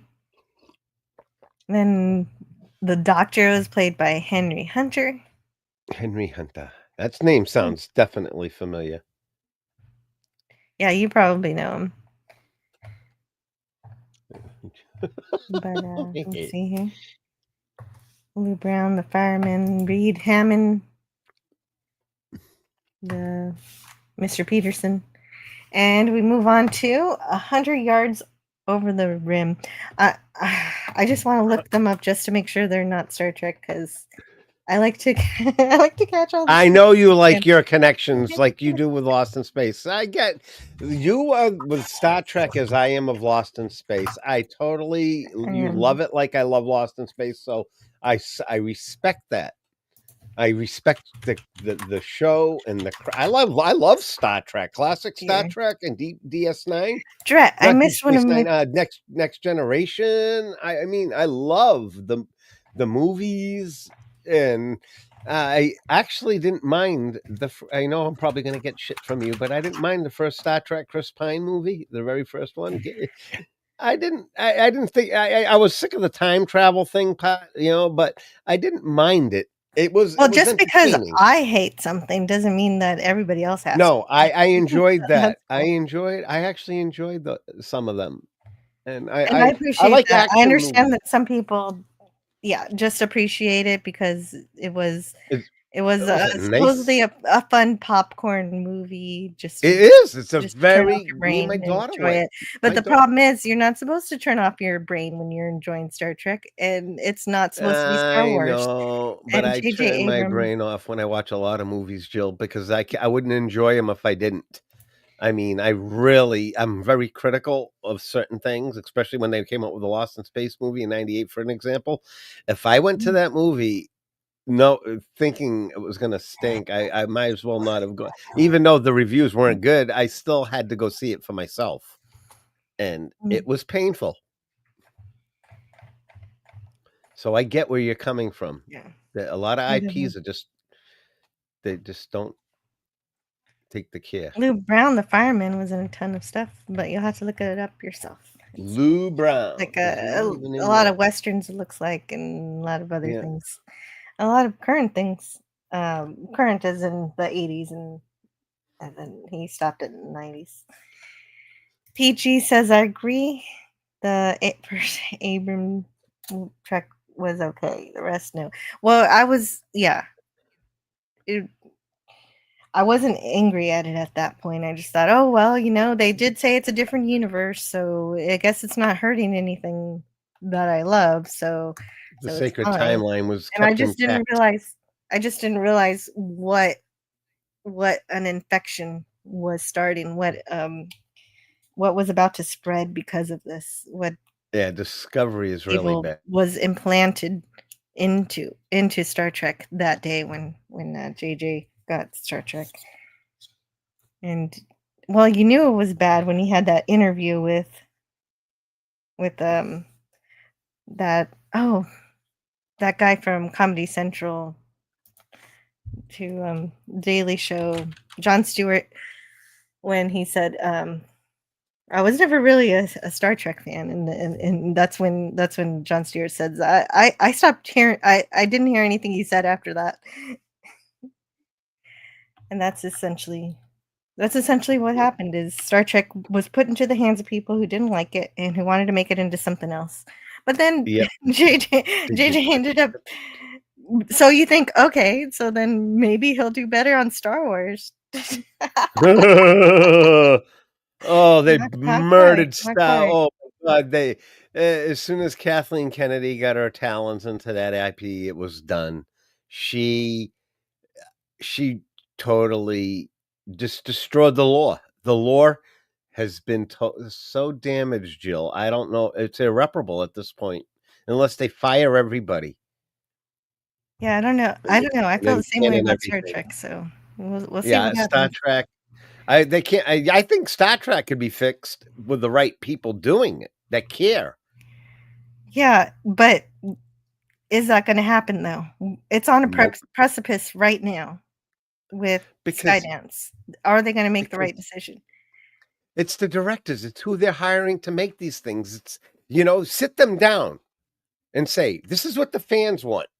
Can you give them they tried this?" that. They tried that already, and so they think they're giving the fans what they want with some of the more recent stuff, but it is really not very good. It's awful. I And respectfully agree with you there. They're if not Secret doing these Hideout things. if Secret Hideout is let go and not allowed to desecrate Star Trek anymore, I'll do a post-mortem on all of New Trek, because then I won't feel so bad about sharing something that I don't want to promote. Well, I can understand wanting to see Leonard Nimoy as Spock again, Queen Galamazona. It's just too bad it wasn't. It was Leonard Nimoy is the only Spock, but I mean, except for the ones who played young Spock in the previous iterations. But that was not original series Spock for me. It didn't work for me. No reboot in Star Trek and redo the cage. It's already been done. Sorry, Queen. No more. Stop rebooting stuff. Make new. Right. Fortunately, Akiva Goldsman does not have that kind of power. Give us Genesis. Star Trek Prodigy. It was a decent animated Star Wars series. I think you can see the issue here. Oh yeah, I heard from a lot of people that was kind of an okay cartoon. Like they kind of actually cared about the story that they're crafting there, which I believe that. I just haven't gotten around to watching it. But you're right. Even if it is good, it's good Star Wars. Like yeah, that doesn't sound right. Yeah, agreed. There's only one solution. One may say it's a harsh solution through the end, though the end it's the best solution. Pushing the pretty red button. Oh boy! Squid. Where is that? I was led right into that one. You tell Harvey that the court. I'm telling you, they're going to surround him. That little glass dome. He is going to pay for all those kids. Oh no. And then Christopher Lloyd enters the chat. Give us Genesis. Give us Genesis! TOS should be left alone. And the cage was the origin of Star Trek. I do a good Christopher Lloyd impersonation, by the way. Over there, Kirk. That's a great movie. I love Search for Spock. Me too. Love it. Love that movie.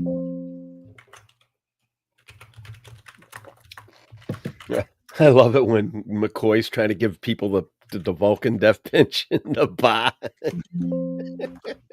I just love the way the writers just let them do their thing in those movies, especially Voyage Home. Oh yes, Voyage Home. That's my favorite movie ever.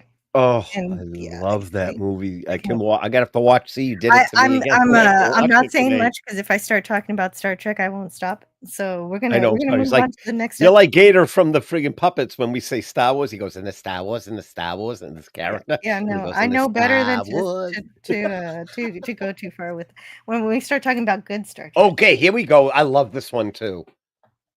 Even though the first one was better, I still love the way they did this episode.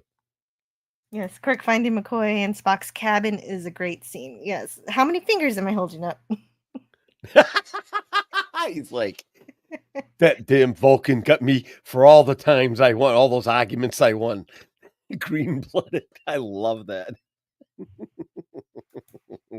Their exchanges. See, we're going. See, Jill, they're drawing us back in. Call me tiny. Just when you're out, they pull you back in. I'm very easily pulled in. My Al Pacino wasn't that good today. 100 Yards Over the Rim first aired on April 7th, 1961. It was written by Rod Serling and directed by Buzz Kulik, with music by Fred Steiner. So we got a special Star Trek talent here. He of course he did way more than Star Trek, but I know him from that. Jill, do you hear that music in your head all the time, like when you're walking around? I'm just joking. No, my sister I used to play tease me about entire. that Lost in Space. I play My- entire soundtracks in my car, so yeah. You should hear my ringtone. Season 3 Lost in Space. My wife thinks it's the most annoying ringtone. The countdown from season 3. That's my ringtone on my phone. Oh, well, I haven't got to season 3 yet, so I'm looking forward to it. So the second I saw this, I said, "Oh my goodness, it's Oregon Trail," It because I looks, played that when I was a kid, yeah. and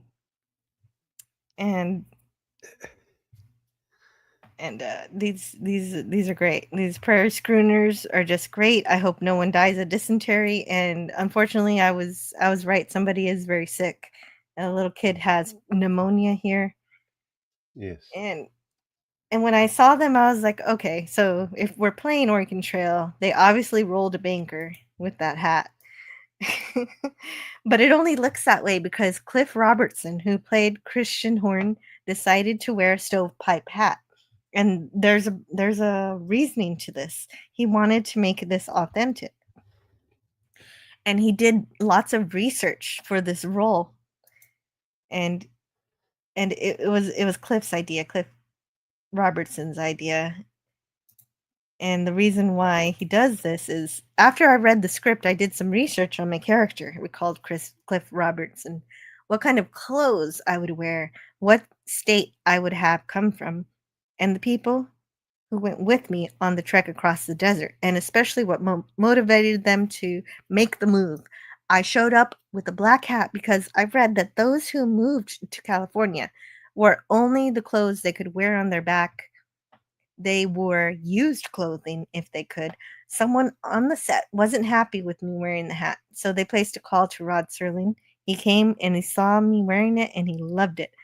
And I got to wear it on the show. So he really put a lot into this role in terms of research.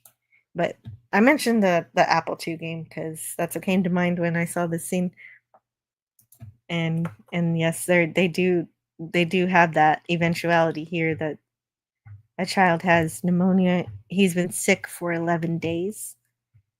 And they're trying to find Apache country. And Charlie is thinking they should probably head back. Chris says you're going to be some bleached bones if you do that. And Charlie wonders how they're going to get more water. And another lady counters that he needs to find food and medicine for his kid. And there's Gomez Adams. Wait, what? John Aston. Which one's Gomez Adams? Oh, Charlie. He plays Charlie. There John he is. Aston. Awesome. He looks. Yeah. You can tell it's him, right? As soon as he smiles, you know that's Gomez. Mm-hmm. Awesome. I loved him in an episode of Night Court. He was playing the patient and he jumps out. He doesn't want to leave and he jumps out the window to injure himself again. He likes living in the hospital. Is somebody leaving? Hold on. Oh, yeah, David. Oh, okay. David. Bye, everyone. I have to go. See you next time. Thank you. Please subscribe and like. Yeah, And smash. Thank you. Thank you for stopping by. Thank you. Old Man Bird says, hard at work making slides and entertaining people. But she is a pro at it after 300 times, right? 300. Oh, I think it might be more. Mm-hmm. Is it only 300? Hey, Old Man Bird. Good afternoon, sir. And we'll let's see. Finish my sandwich. Got to get back to making the world safe for democracy. See y'all later. Have a good day. Thanks for stopping by, David Glenn. Yeah, he bounced out. I said goodbye to him too. He's a good guy. He's part of the Cotton Council. He's one of Snow Dub's big wrenches. Yes. Really good man. Entropy Manor's here too and says he's the best Gomez. Yes, Entropy. Welcome in, sir. So we've got John. Let's see. What? Dang it. This is covering it up. John Aston. There he is. Yes. Do. No, that's the Monsters. I was doing the wrong thing. Da-da-da-dun. Da-da-da-dun. There it is. And he was in National Lampoon's European Vacation. I never watched Yes, that. he was. Freaky Friday. European Vacation's great. He played the guy, the game show host, Pig in the Poke. He starts making out with the daughter and the wife and grabbing. He was like a pervert, like over embellished Richard Dawson kind of thing. It was funny as hell. He was good in that. I think that was one of his last things getting towards the end of his career. Oh, right. I'm not I guess sure. he kind of just went into teaching at some point too. He just Yes. started to teach. That's pretty cool. Mark Goddard did as well. See, me and you are the same way. You bring up something that has a relation to anything connected to our favorite shows, we always throw out our Easter eggs. Mhm. Yeah, he was the second Riddler in Batman, Pete G, but I think Frank Gorshin was the king. Okay, There's so no I better read Riddler than Frank. Go ahead. Sorry. I read the I'm sorry I cut you off there. We need to read the opening narration. So I would like you to read the opening narration for this one. Yeah, I got it right in front of me. Okay. Sure, go the ahead. You can year- read it anytime. The year is 1847. The place is the territory of New Mexico. The people are tiny. The people are a tiny handful of men and women with a dream. 11 months ago, they started out from Ohio and headed west. Someone told them about a place called California, about a warm sun and a blue sky, about rich land and fresh air. And at this moment, almost a year later, they've seen nothing but cold, heat, exhaustion, hunger, and sickness. This man's name is Christian Horn. He is a dying 8-year-old son and a heartsick. He is a dying 8-year-old son and a heartsick wife, and he's the only one remaining who has even a fragment of the dream left. Mr. Chris Horn, who's going over the top of the rim to look for water and sustenance, and in a moment will move into the Twilight Zone. So apparently, for this opening narration, Serling wasn't on location during filming. His scenes were filmed on March 13th after the cast and crew returned to the studio. So they did that separately. And so this is yet another Twilight Zone where someone from the past just suddenly walks somewhere and is in the future. 100 years into the future. And so we go from the 19th century to the 20th century in a few steps, and this kind of thing, you get used to it in the Twilight Zone. He examines the asphalt in sheer confusion. And the truck nearly runs him over. And so that's the scene that's coming up here. And Yeah, and he's walking through the desert with a powder rifle, black powder rifle. yes, and he has to make it believable that he's a man from the 1800s who's discovering the 20th century technology for the first time. That looks like an Enfield that he's carrying. The weapon? Yep, that's the rifle. 1880 something Enfield. Because he said it was 1847. Yep. So it's pretty much one of the first Enfields. Yes. And he has to jump into the ditch to avoid being run over. Truck. Yeah. It's weird because he comes from the nothing all around him, and then all of a sudden over the hill he sees roads, power lines, trucks, and he considers the truck a monster. He calls it a monster when he meets Joe, who has this cafe here. And oh yeah, good food, chili, and on the other side of the this sign it says beer, open beer. John Crawford.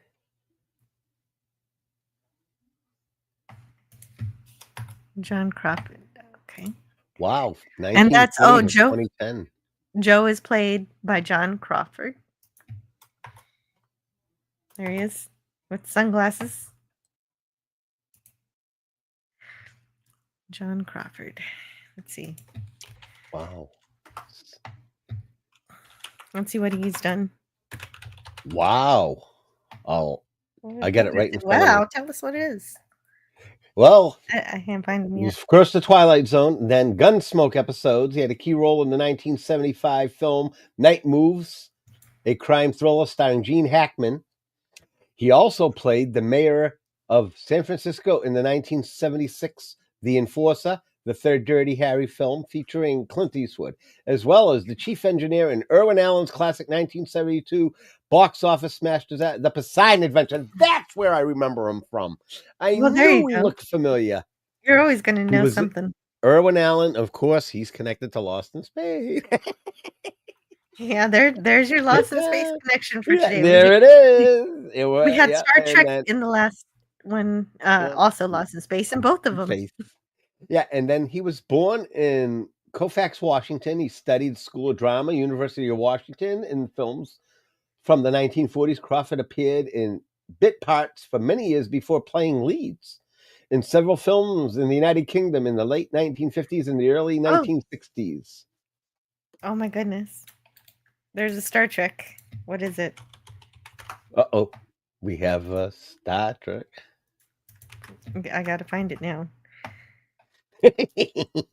He played also, while you're doing that, Danger Man in the episode entitled The Girl in Pink Pajamas as Dr. Keller in 1960s in the UK. Then he returned to the United States where he played supporting roles in several films, but was more prolific on the TV character roles in scores such as State Trooper in the episode The Last Stage Robbery, Gunsmoke, 14 episodes, 1959 to 1974, Twilight Zone, Combat, The Fugitive, The Voyage to the Bottom of the Sea, another Irwin Allen, Dukes of Hazzard, Incredible Hulk, The Time Tunnel, Lost in Space. Who did he play on I know who he played. Let me look at his face again. He played the frog guy. I think he played the frog guy on The Golden Man. Don't quote me on that. Okay, so he played Commissioner Ferris in the episode Galileo 7. I love Galileo 7. It's one of my favorites. It's in my top 10. So that's awesome. There you are. There's your original series. Star Trek, the original series reference for today is not him, obviously. The other guy, the guy who owns the cafe, was in Star Trek. I'm trying to figure out which episode of Lost in Space he was in. It's driving me crazy now. He could be IDAC too. I'll find it. Oh, later. anyway. The Anyway. one with the super android. The super android. I think he might have been IDAC. He might have been him. He's kind of like Doesn't he Superman, kinda look but like an him? android. Crush, kill, destroy. Was it him? You can't I'm just not say sure that. if it was You gotta him. find out. No, I'm gonna look it up right now. I'm gonna look it up right says he now. I'm was- gonna open up a new window. It says he was Dr. Kronos. Oh, he played Kronos, the Timekeeper, season 3. He was Kronos. Wow, what a makeup job. If you see the makeup job for that episode, let me look up. Let me show. Oh, I wish I had a picture I could show you. But if you Google Kronos oh my goodness, that's a season 3 episode called the Time Merchant. He plays Kronos. He carries a big sickle, almost like a Grim Reaper, and he controls people's time tapes. And we'll get to that. But I'm just saying, I've that's never the seen that episode he was in. Wow. Wow, he's pretty incredible. Wow, what a great actor. Chris. Indeed. Okay, so then Chris describes to Joe this monster that tried to attack him. Yeah, but he did, because he doesn't know what a truck is. Yeah. And Mary Lou's going to patch him up. Yeah, Mary Lou, it used to be a nurse's aide, so she can help him out. And Chris tells Joe he's been in the desert for a year since they left Ohio. One of the wagons was burned by the Indians, and the other 2 went back. The Indians. And so Buzz Kulick recalls being impressed by Robertson's methods. he came to me while we were rehearsing with an 8 or 9 page analysis of his character that he had written. And he said, Will, you read this and see if you agree or disagree, if there's anything you can add. Well, we used to do that when we were all kids out of acting school, but very few people take the time to do that. That is actually very impressive that he did all that research for this episode. And yes, like you said, Mary Lou does help fix him up. She was a nurse's aide, and she helps with the gunshot wound that he inflicted on himself when he ran away from the truck. So yes, and all this time I'm wondering what's going on with the family back in the past. They're all starving and stuff, and he's getting water.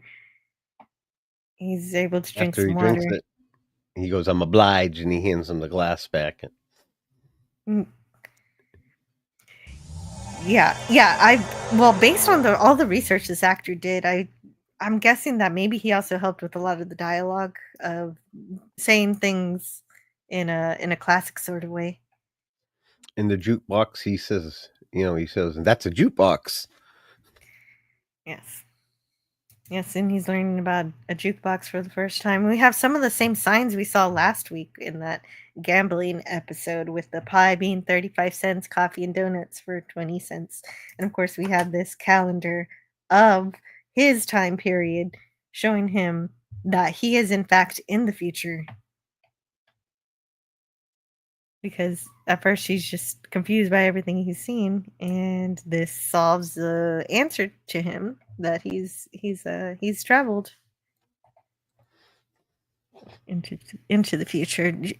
Joe tells Chris about a natural spring west of where he's located, and Chris is thrilled to hear about it. And then Mary Lou offers him some penicillin to keep away the infection, and that's a antibiotic, so he'll be able to take some of that back to his son. Immediately that's what he's going to end up doing. It's pretty obvious. And that's wild. You could just buy penicillin back then just from the corner store. That's not something you can do now. Well, Gavin Blackburn says, "We'll never forget the 30-cent burgers." I remember that as a kid going into McDonald's or Burger King with our family. 30 cents for a cheeseburger. I think it was quarter for a hamburger, 30 cents for a cheeseburger. I mean, it was you could go feed your family for like $10 back then at McDonald's in the 70s, 60s, 70s. Yeah.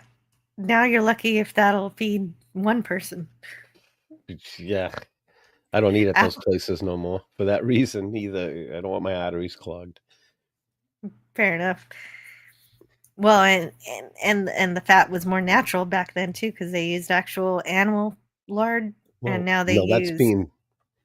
Now it's being going back to that way. You know that they're changing it. The FDA. They're changing it back. Yep, no more red color. Dyes are all been eliminated because he's in charge of the health. He's in charge of the health and human. So all foods. Oh, that's great news, because that's what my grandma used to use too. She loved to cook with lard, but they changed it to this hydrolyzed stuff, which is very bad for you, and I don't know when it's going to change back. Also, apple pie 15 cents, roast beef dinner $1.25. You're really spurging then. Then of course they have a doctor come by to check out Chris, because they've got a man who thinks he's from the past, from 1847, so he must be crazy.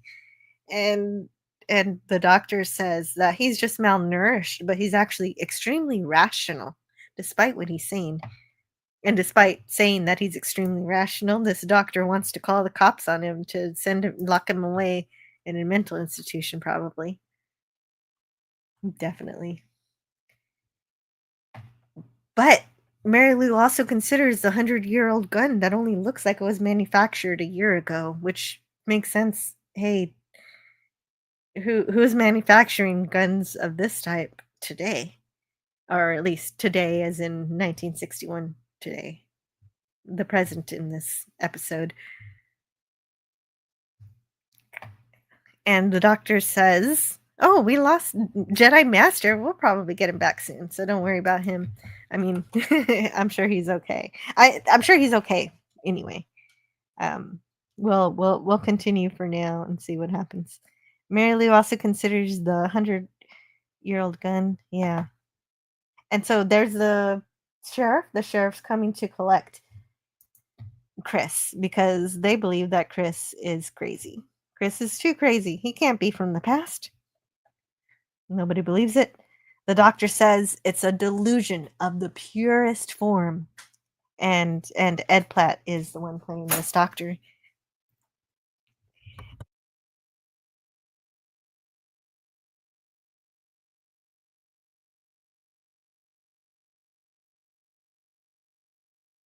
Okay, so yeah.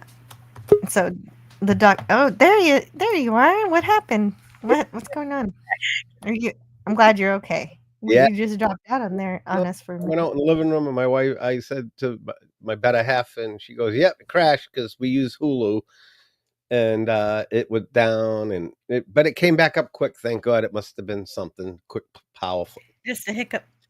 All A right. hiccup. But Okay. anyways, I thought I got the duck of death, but it was my internet. Well, it's got to be something. And Yeah. the Anyway, doctor we got decides that Chris needs to be taken away to the mental institution, and the police are coming to do that. and he And grabs Chris. those. So before he leaves, I already passed the scene here. Yeah, grabs the penicillin and takes off. And the doctor is also Chief from Get Smart. Did you know that? Oh, thank you. All right. So the Yeah. doctor is played by Ed Platt, and Edward you're Platt, saying he's which is from Chief from Get Smart. Yep, nice. I got him right here. Yeah, he's the one who wants to send this guy to a mental institution here. They don't ever say it outright, but you know that's what they mean. It's obvious. Nice, thank you. And also, I already passed the scene in my slides, but Chris was also No reading a worries. book, and in that book, he finds out that his son grows up to be a doctor, and he says, "Oh man, I'm here for a reason." And so he takes the medicine and he runs, and he Yep, the doctor and they Joe chased try him. to keep him. Yeah, they chase him, they try to catch him. Even the police don't wanna get their car stuck in the sand, so they chase him by foot. And while running, Chris drops his gun and the His penicillin. musket. Yeah, and he chooses to leave the gun and take the medicine, which was a very good choice. If you only have time to pick up one thing. Yeah, And he's back. He's back to his own time somehow. He didn't Zion, create a new he's like timeline shocked. or anything. He was Yeah, he's smile. shocked. You notice when he gets to the top and looks down, he's got that smile on his face. He's Yes. like smiling. He has that grin, and then he runs. He's also like, "Where did you go?" She's like, what, Yeah, we've been here the whole time. you've only been away I- for a few seconds." I was in the Twilight Zone. Where have you been? A little trip. I've been pre-grieving my son, trying to find a nice shady spot. And so And I'm out. I was almost hit by a truck. You know. yeah, exactly. But no, he obviously does save his son because his son's going to grow up to be a doctor, according to that book.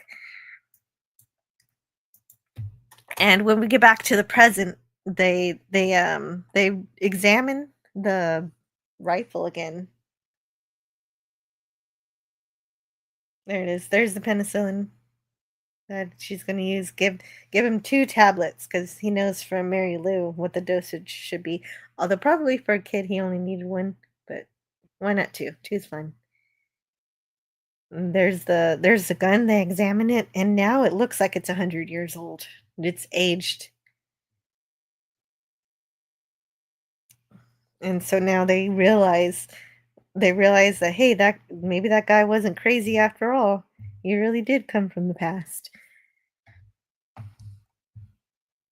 I'm And sorry, so I was we've got muted briefly. that's okay. We've got the closing narration. Mr. Yes. Christian Horn, one of the hardy breed of men who headed west during a time where there were no concrete highways or the solace of civilization. Mr. Christian Horn and family and party heading west after a brief detour to the Twilight Zone. That was great. Both episodes. Yes, both episodes were pretty good. This one's a little simpler.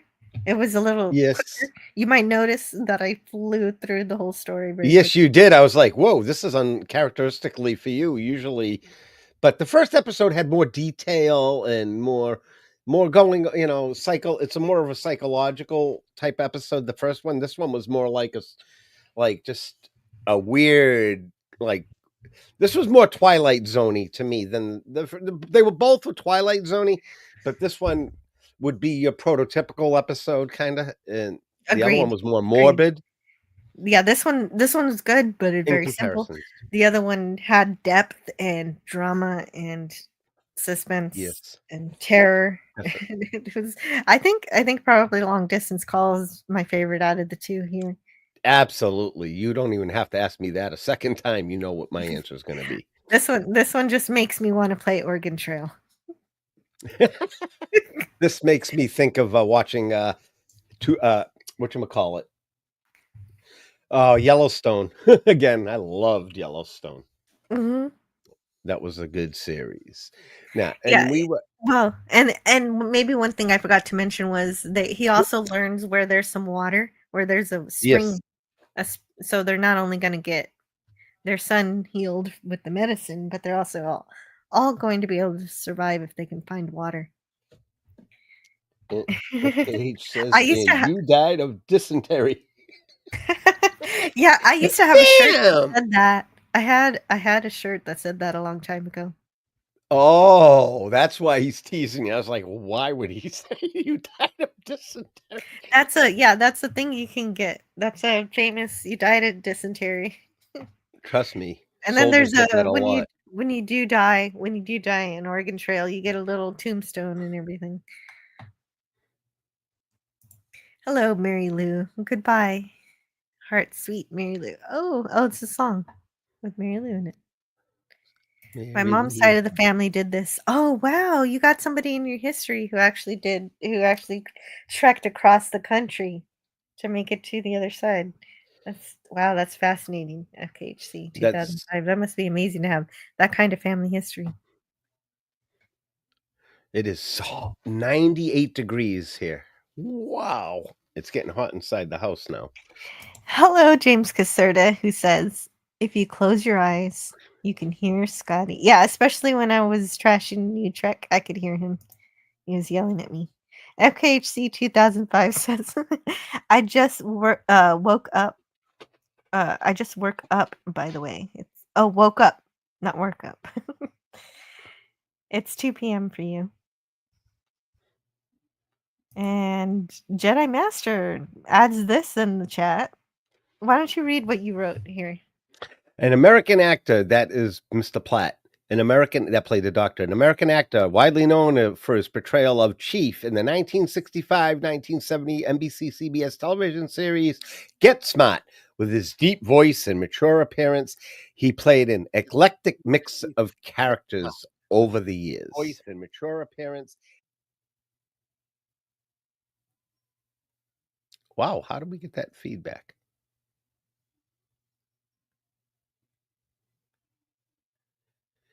He was also the judge in North by Northwest. Are you there, Jill? Did I lose you? Oh, yeah. No, yeah. Sorry, no. I muted. I miss when fast food was affordable, right? No, it's not. Roast beef dinner. No, but the quality didn't go up either. The quality did not go up with the prices. No. We go to Wayback Burger. If we're going to have a burger now, we go to and get a gourmet burger somewhere like Wayback, or we have a diner that makes them get fresh made gourmet burgers. I refuse to buy junk food no more. If I'm going to eat a burger, I'm going to eat a good one. If I'm going to eat a pizza, I'm going to go get a good pizza from a good pizza place. I want good ingredients. And Italian American restaurant, that would be good. for good pizza. PG says, how many Twilight Zone episodes film in the desert? I can think of several. Yeah, there are so many. There's The a lot of Lonely them. was a fantastic episode filmed in Death Valley. And lots of episodes in Death Valley are the desert and deserts in California. This was, of course, a desert in California. Mm. Entropy Manor says an old friend sent me a postcard from Oregon with a suitably old-timey photo. The only writing on the back informed me that I died of dysentery.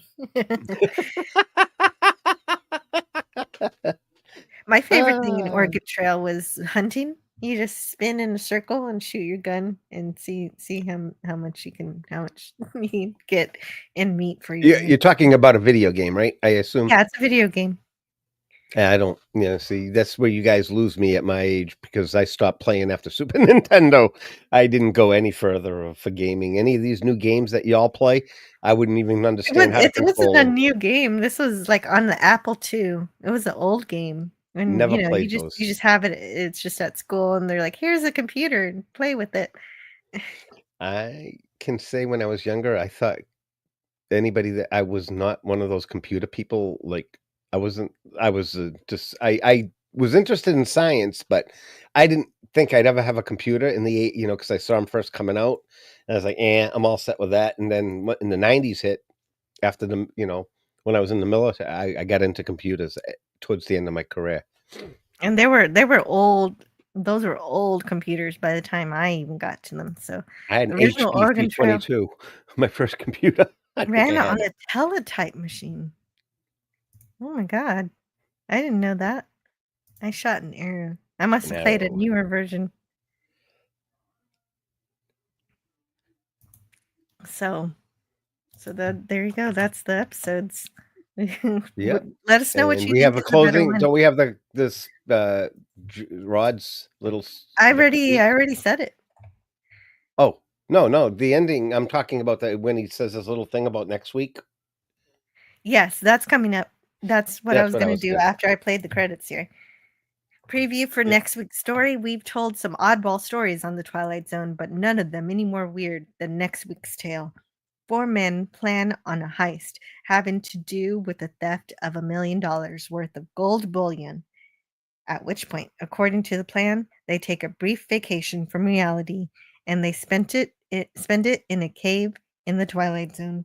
You may not understand it, but I have a feeling that once you turn it on, you won't be turning it off. Next week on the Twilight Zone, the Rip Van Winkler caper. Oh, a heist episode. Okay. And then another one, preview for let's get this in that mood. Preview for next week's story. There are all kinds of wagers and all kinds of odds, from the spin of a roulette wheel to a $2 cross the board at the racetrack. But next week on the Twilight Zone, with the aid of Mr. Franchitone. I'm not sure if I'm saying that. Franchitone. We'll tell the story of possibly the strangest bet ever to occur in the annals of chance. Our program is called The Silence. I hope we'll see you then. That one's a little more confusing about what that's going to be about. I guess We have maybe to read up some on that. Watch. gambling. I also had to read up on how to pronounce that man's name. I'll get it right when we actually. What's his name? talk about Frankenheimer. the episode. Yeah, sure. Why not? Franco. Pronounced Franco. Thank you, the glove cleaner. Pronounced Francho. You're invaluable, the glove cleaner. Thank you so much. The Twilight Zone is pro gambling. Well, I don't know. Did you watch the one where the gambling machine was killing people? Oh no, not he the one character fell out of a window because of gambling. Oh yeah, was that the one we already saw about the guy goes out the window? Mhm. Yes. Then we started laughing our asses off. Also, interestingly, after this, there's a promo for Oasis cigarettes. Here's something that doesn't require any imagination. It's Oasis. If you took this puff, you'd agree. It's the softest taste of all. Before we meet again, try Oasis for the softest taste of all. I'm waiting for them to come up with marijuana commercials. You smoke this strain, you will see dragons when you open your refrigerator. Like they used to announce the cigarette commercials. Or there's that Canadian commercial where there's these tiny hippos that look like the size of rats, but they're little hippos. Yep. And they're so cute. I think that would double as a commercial for pop. The Gavin Blackburn says the Twilight Zone is anti-window because people keep going out them.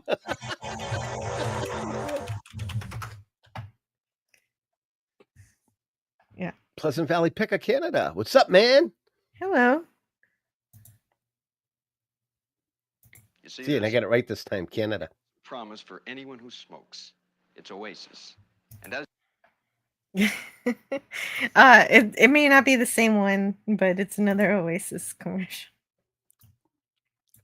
Why not? It's just a minute. Mr. Serling, you see this?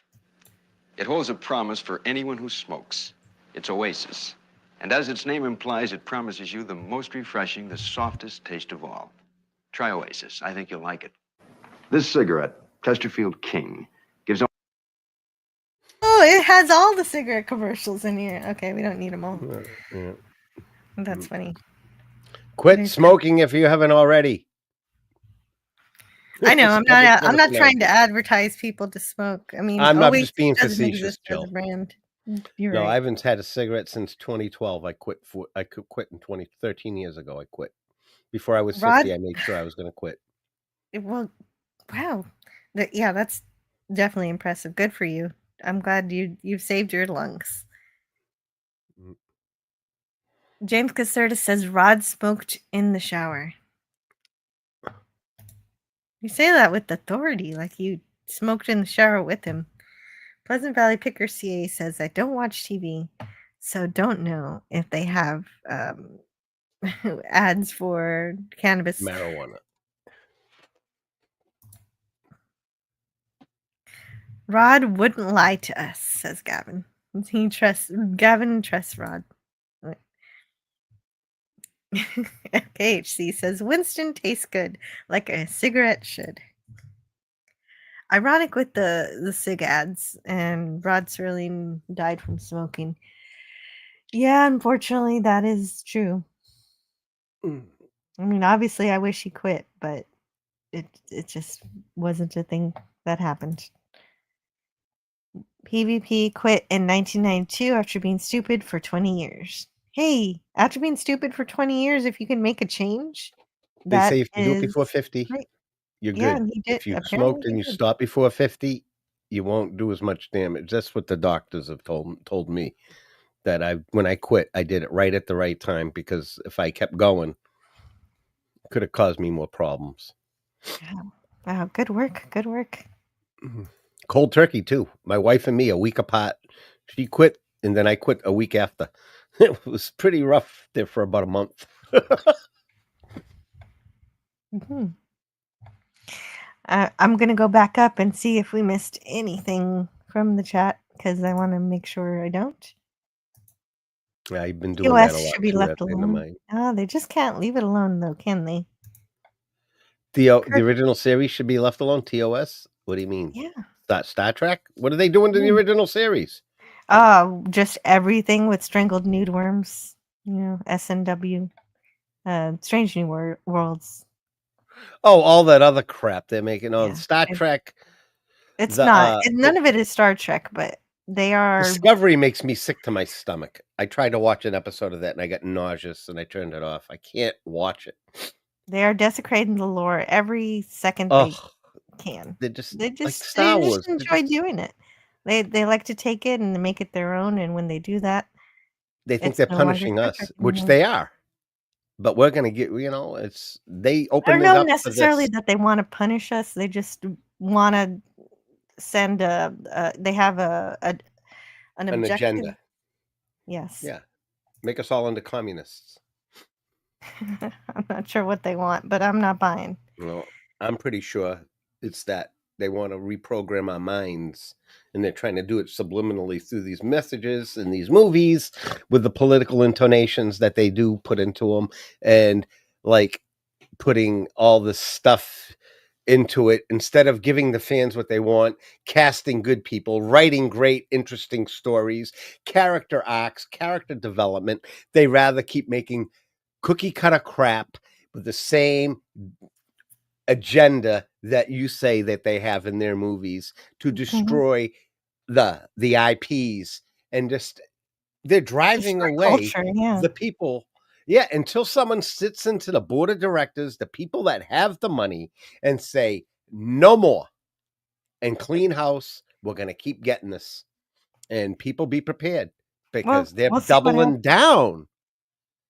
Are they?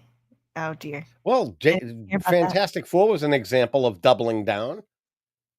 Oh, I don't know about that. I don't think it was really all that well. Silver for Surfer anything. had no, Jill, you might not like me for this and get upset, but that making her a woman, the Silver Surfer, they had no right to do that. It's not in a comic book. Why change the character? Why? I get you want I women don't know. to storm, but why change one of the main characters, gender swap a character, just to make a small percentage of people happy and screw the as they say in Greek, the apolipo, the majority. Why do that? I don't know. I thought she was fairly interesting. I thought it was I like. horrible. It ruined the movie.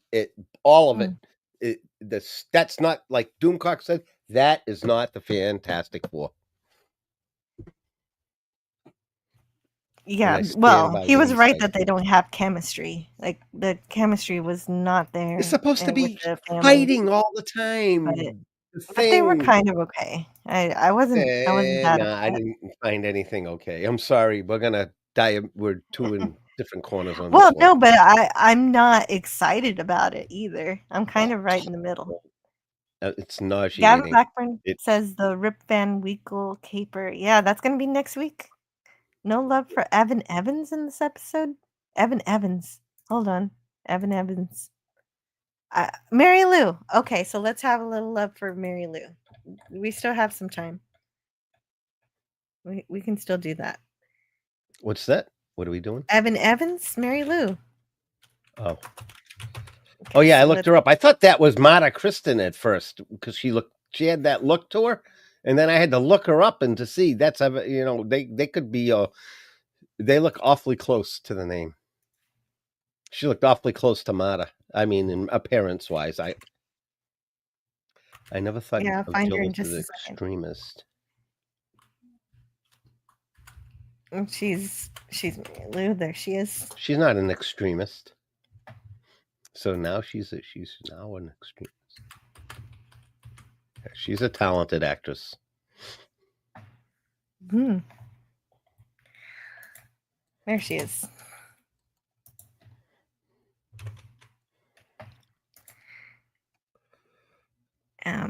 Evans.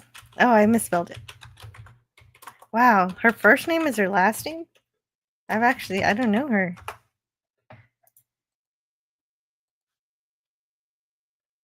Whoa, she just died last year. Wow, she was up there. Yeah, she really made it far. She was 92. She made it to 92. So, and she acted up until 1989. She was in a lot of stuff. Yes. Wagon Train. Yes, lots of westerns too, definitely. Alfred Hitchcock. Gunsmoke. Prophecy. 1979. Bonnie and Clyde as Velma Davis. 1967. The Virginian. Season 1, episode 27. Strangers at Sundown as Phyllis Carter. Yeah, definitely. She's got a big resume too. There you go. That's a little for you. Let's bring that one back down. Bring us back here. Well, there you go. The glove cleaner. Evans was John Frankenheimer's wife. And so I'm glad I scrolled up for that particular chat. He's got some interesting backstory next week. Oh, as does Franca Tone.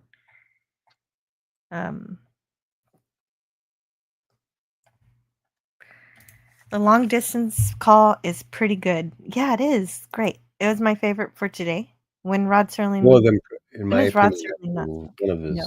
best episodes of the series, in my opinion. That one, per se. Mhm. I But could understand that. How many Mhm. people have jumped out of a window? Well, then there was that other episode where everybody jumped out of the window, and that was another gambling episode. You know, Yeah. what is it with the Twilight Zone where people gamble and then they Yeah. jump out the window? Jump out the windows. That's what Gavin was saying. They should no more windows in the Twilight Zone so they can't jump out. Oh, I just won $1 million. See ya. Splat. It's like Wile E. Coyote. Me. Mhm. Pete G. Yeah, that was good. Yeah, I have that. I actually have that in my list of videos. Yeah. I don't play it too often because it made Dalek 451 upset. Even John When Aston we goes out a window on the episode of Night Court. If you ever watch that episode, you ever see the one with Fran Drescher in it? She's like bipolar, like split personality. Mhm.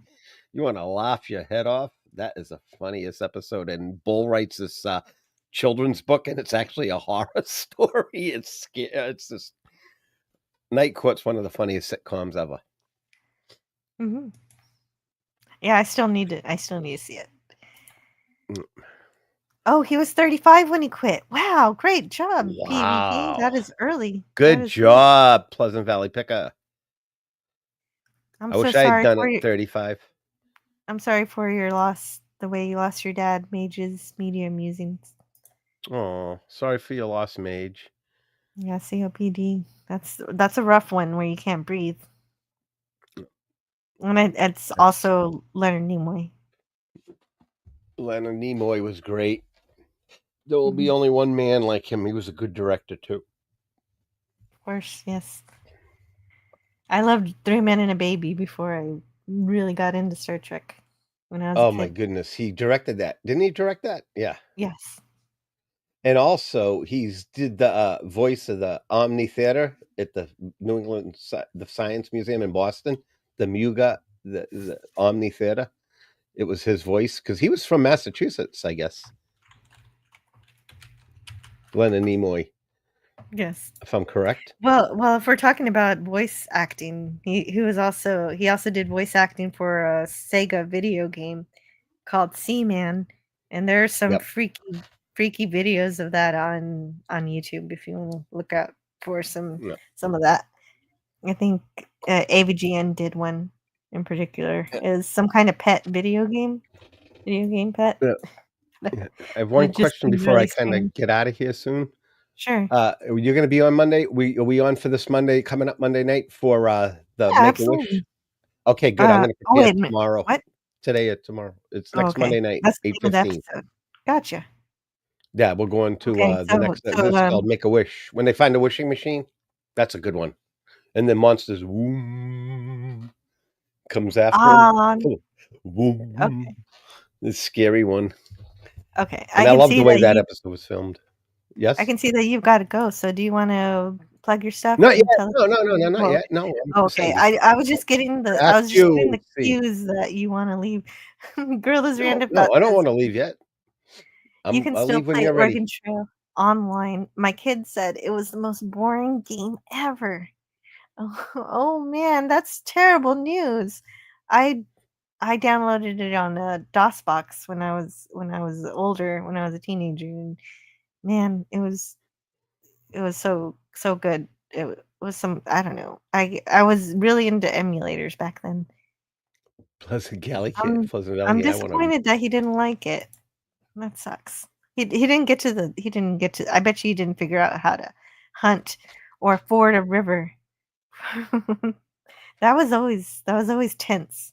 Should I ford this river or not? Or I'm gonna drown. Watch first 3 discos, cool man. You haven't had a cigarette for 2 minutes. Oh, wait a minute. Gorilla.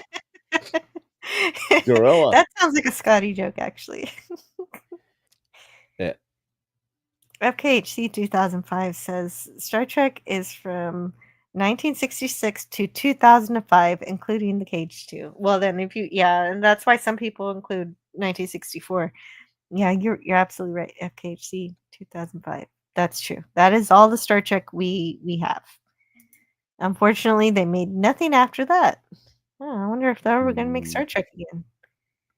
Yeah, they need to, like I said, it needs to go into someone's hands that is going to show great care and is going to give the fans what they want. Well, he tried to do that. Seth MacFarlane tried to make Star Trek, but they rejected him. He was trying to, and of course, he went to make the Orville, and ended up hiring a whole lot of Star Trek creators like Andrew Bormanis and He could have David made David A. Goodman. series, Seth. I would have let him have that. Mhm. I don't like some of his political intonations sometimes, but I still think he's an amazing guy because he's anti-censorship, and I love that about him. If Yeah, it's he's more funny, of a moderate liberal. He's not off in cuckoo land. I have to take this phone He's call. I'm balanced. sorry. That's okay. That's all right. That's all right. I got some chat here. FKHC 2005 says one comic book for the female surfer, and it was only a what if story. But yes, the Silver Surfer is not a woman. Yeah, that could have been the same story, and it could have been just as meaningful with the man as Silver Surfer, but it didn't really bother me that much. But I guess I should that's my fault because I'm not I don't read the comics. I need to pay attention to the people who do love the comics, and that's what I tried to do. That's why I listen to J-Man. He's my source in terms of someone who's actually able to explain the stuff to me like I'm 5.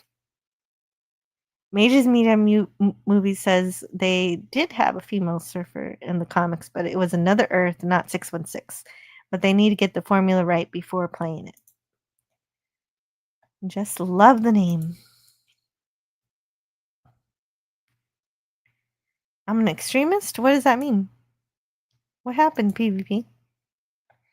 We're going to die on 2 separate hills. Well, probably, yeah, that's more than likely. I don't think we have a plot next to each other. Ed Platt died at 52, 7 years ago for me. Aw. That's way too young to be dying. That's terrible. The RCMP labeled us with traditional what?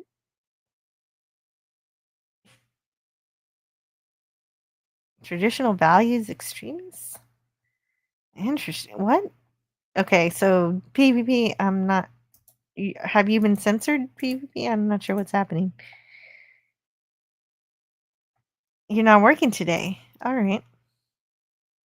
Wasn't Sterling a 3-pack a day guy? Yeah, he's definitely a chain smoker. Favorite episodes of the Twilight Zone, PvP says, are Walking Distance, Monsters on Maple Street. Oh, the Monsters on Maple Street. That is a fantastic episode. Very, very creepy.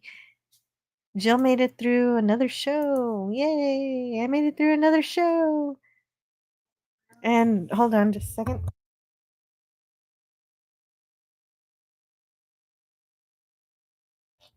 Damn telemarketers.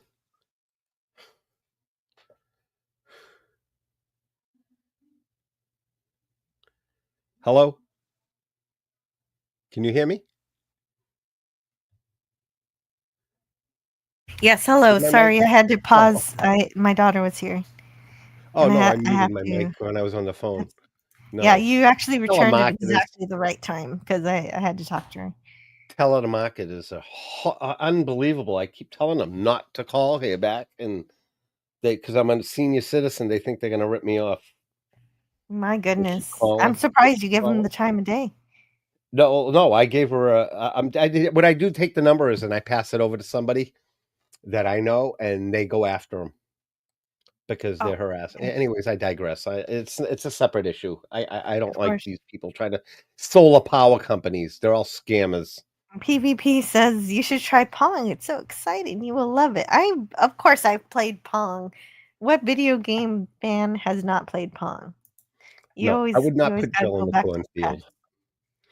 Gavin said, "I wish you went to the cornfield." No, Jill will not No. go into the cornfield. No, I will not send Jill to the corn. No one goes to the cornfield unless they Except piss off Kurtzman. Bill. If Bill sends you to cornfield on his Facebook page, I've never been. He's never sent me to the cornfield, and he says under his Facebook thing, he goes, "Keeper of the cornfield."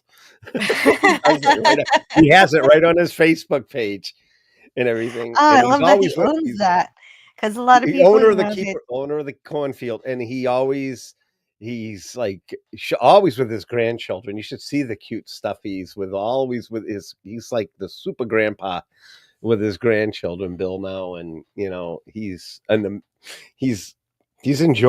He's doing his music, and I love he's a funny guy too. He's got a great sense of humor, oh, and I'm yeah, begging. yeah. I'm going to I can try to tell. I get can him tell on one based on the Monday way night. you talk about him.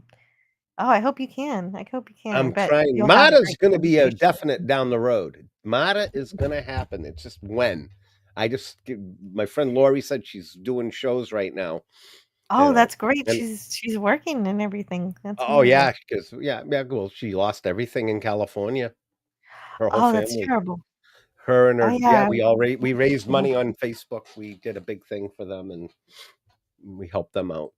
And anyways, I'm going off on the No, tangent. that's all right. You don't have to worry about that. The show's over. Like we're out of the Twilight Zone. We finished the. You can go off on tangents now, because we're not in the Twilight Zone Amazona, he anymore. will. Yeah, I Watch agree. this. He will always be Will. Now we're not in the Twilight Zone. Now I can be Yeah. in color. Oh no! Ah! No, I'm just kidding. Yeah, she's a burgundy. You're still I on. like a lot of If you notice, I'm a camouflage type of guy. I wear a lot of camo shirts, and I wear a lot of black, dark colors. I'm not, you won't ever see me wearing a Hawaiian shirt too. I got a military Hawaiian shirt, but it's green. It's like green, and it's got all kinds of military. I would never send anybody to the cornfield, Gavin. Well, there you go. I don't have enough money to rip myself off, says PvP. When you get to watch the restream of the War of the Worlds, Jill, at the beginning, it's got me and Ann Robinson.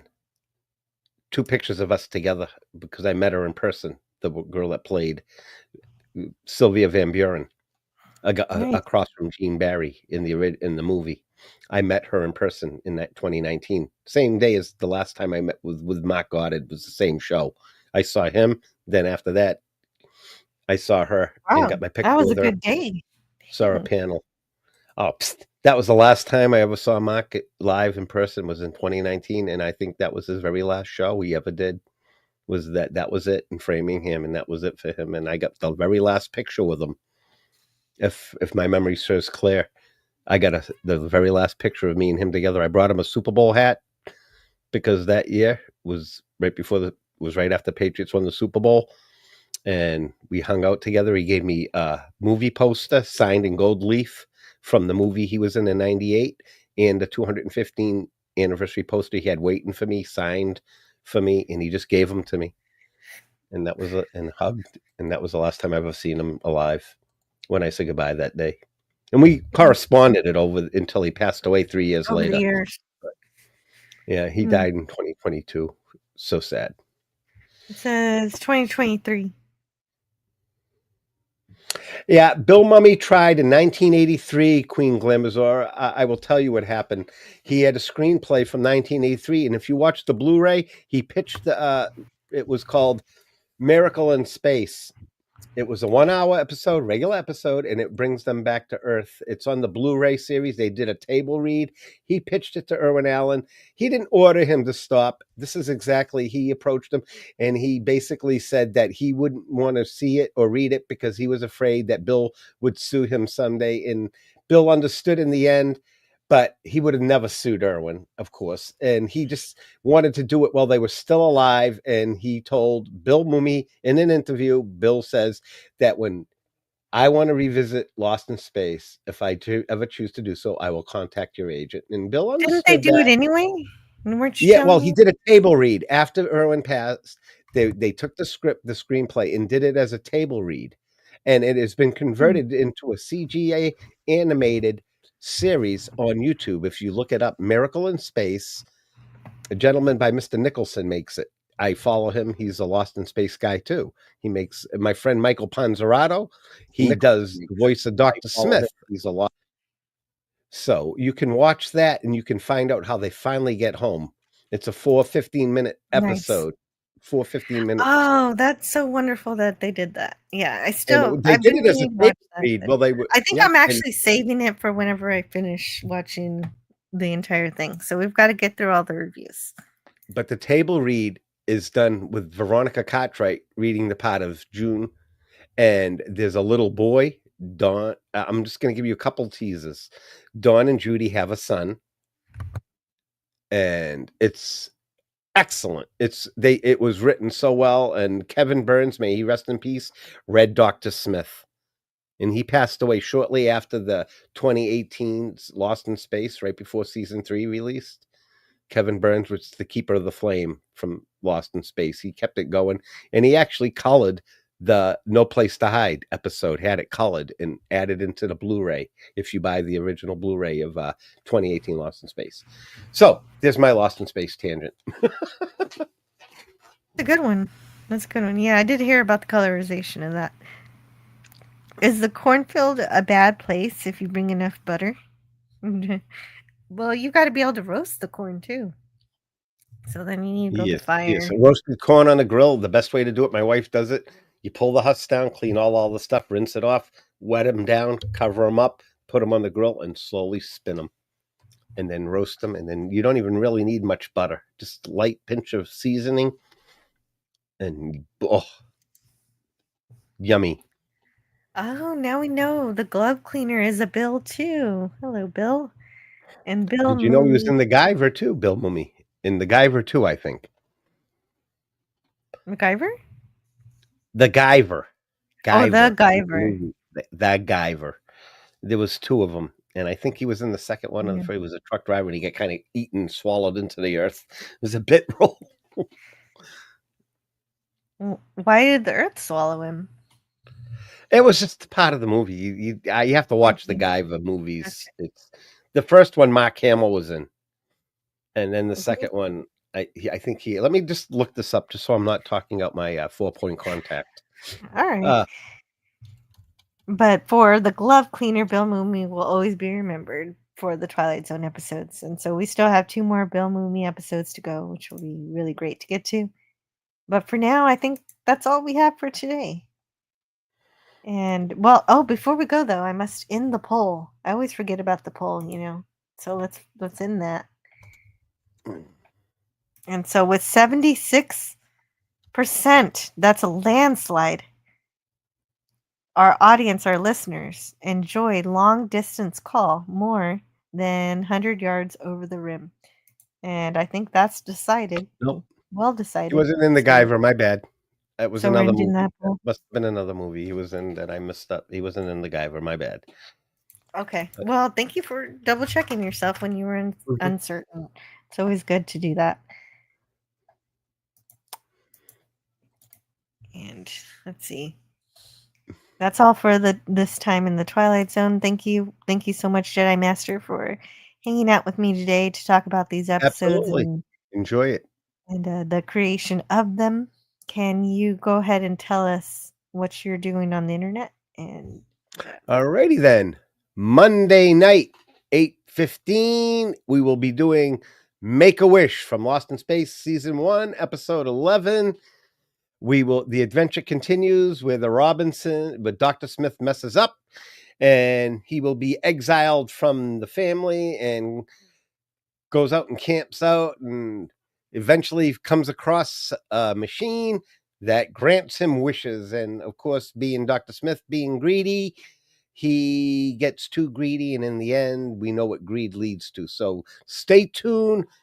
Tune in Monday night at 8:15 for Lost in Space. Anti-Derivative Jill will be there with me, co-hosting, and we will bring you another episode of Lost in Space with lots of fun and some laughs and some adventures. And check out my shorts. And if you haven't seen my channel, please subscribe.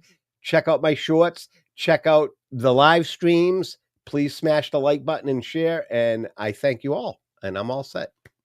Thank you, Jill. Fantastic. Thank you so much for hanging out. And thank you also. Definitely check out Jedi Master. He's got lots of stuff coming and going, and you never know what's going to happen there. Please leave a comment after the show to help Jill's channel grow. Yes, I see there are quite a few listeners over on the Twitter side. Welcome everybody who is listening. If you want, I'm over here on YouTube also. Please come over here and subscribe and leave a comment, like, and everything. YouTube really loves the engagement, and I love having you here listening to me now. I don't think I've ever had this many people listening all at once, so I was trying not to think too much about that part. And if you don't, we'll type you to a chair and make you watch The Last Jedi over and over again. No, I'm just joking. Clockwork Orange over here. Or even worse, I never watched Rise of Skywalker because The Last Jedi was so bad. So I'm sure, yeah, back to back. I'm a completionist. I have them, unfortunately, in So it gives me chills, but not the good ones. Right. Bill Mooney tried to put together a Lost in Space reunion. Oh yeah, you talked about that. You didn't order him to stop. No, we're going to be accurate. He did not order him to stop. So. Well, people do like the drama of it, and some things do get misquoted and stuff. That makes sense. But I like to correct the record. The Rise of Palpatine. No, he's been risen too many times. When Darth Vader threw him down the damn exhaust chute, that should have been the end of it. They should have left it right there and done the New Republic while they were still young. Except Lucas got lazy on us. So I know I'm dragging this out, but we will see you again. There will be more shows, and we will talk more about the Twilight Zone next Tuesday. This Friday, I'm going to have a daytime shore leave, so anybody who wants to come on and talk about whatever you want. Pop culture related. I try not to get into politics and stuff. And so this Friday at 11 a.m. Central, we'll have a little hangout stream. Then on Saturday night, I'm going to be reviewing The Fifth Element with Scotty R37 and Canadian Spider-Man. I was planning on doing that down the road, but you guys are covering it. I won't do it. No, you can do it. I'll do it down the road. I'll do it down the road then. I'll wait a while and do it in my version. Okay. I hate to copy people. I'm trying to be original. No, I don't want copying anyone. You can't. Neither of us made The Fifth Element. Neither of us, like Gorilla is watching the Twilight Zone 2 on his channel. I'm not Rod Serling. I didn't create the Twilight Zone. Anybody can talk. I know. I just try to be respectful. If you guys are going to review something else, I'll do it. I stagger things. I try to stagger my material. I know you don't. I do too. In some certain respects, but just know that it doesn't matter. If I did something, it's going to be different from you because it's going to be coming from your perspective, which may be a different take on whatever. I love The Fifth Element. Oh my goodness, I love that movie. It's one of my favorite movies. One of my favorite sci-fis. Jill is also on the Jumbotron in Times Square. So hundreds of people are going to have talked about a movie you've done before, and so you still have a unique personal perspective on it that can be revealed when your review eventually comes out. And hey, James is still here, and thank you to James, thank you to Gavin, thank you to Sig Valdison for being here. Everybody, to see you again. Thank you to the glove cleaner, Queen Galamazuna, and Entropy Manor, Pleasant Valley Picker. Thank you for being here. FKHC 2005, who explained to me that the RCMP is like the Mounties, like Dudley Do-Right. I like how he was like, okay, I know you watched Rocky and Bullwinkle, the Rocky and Bullwinkle show. So that's how Yeah, that's exactly why I know. No. Ta-da, ta-da, ta-da, ta-da, ta-da, ta-da, ta-da. Thank you. I used to watch that. And Dudley Do-Right used to be a key cartoon. yeah, me too. No, I love Rocking Bullwinkle. And thank you to Gorilla's Random Thoughts. Thank you for being here. Even though you're at work. It's amazing. Thank you PG. all. Showering with someone is overrated. Only one person gets the hot water. Oh yeah, I made a joke earlier that James Caserta was in the shower, but anyway, with Rod, because he said that Rod was smoking a cigarette. Anyway, I ruined it by explaining it. Oh, Entropy Manor, I never read this one. An old friend sent me a postcard from Oregon with a subtly old-timey photo. Oh, I did read that. Anyway, I'll see you guys next time. Take And care, guys. We'll see what happens. Bye. Bye.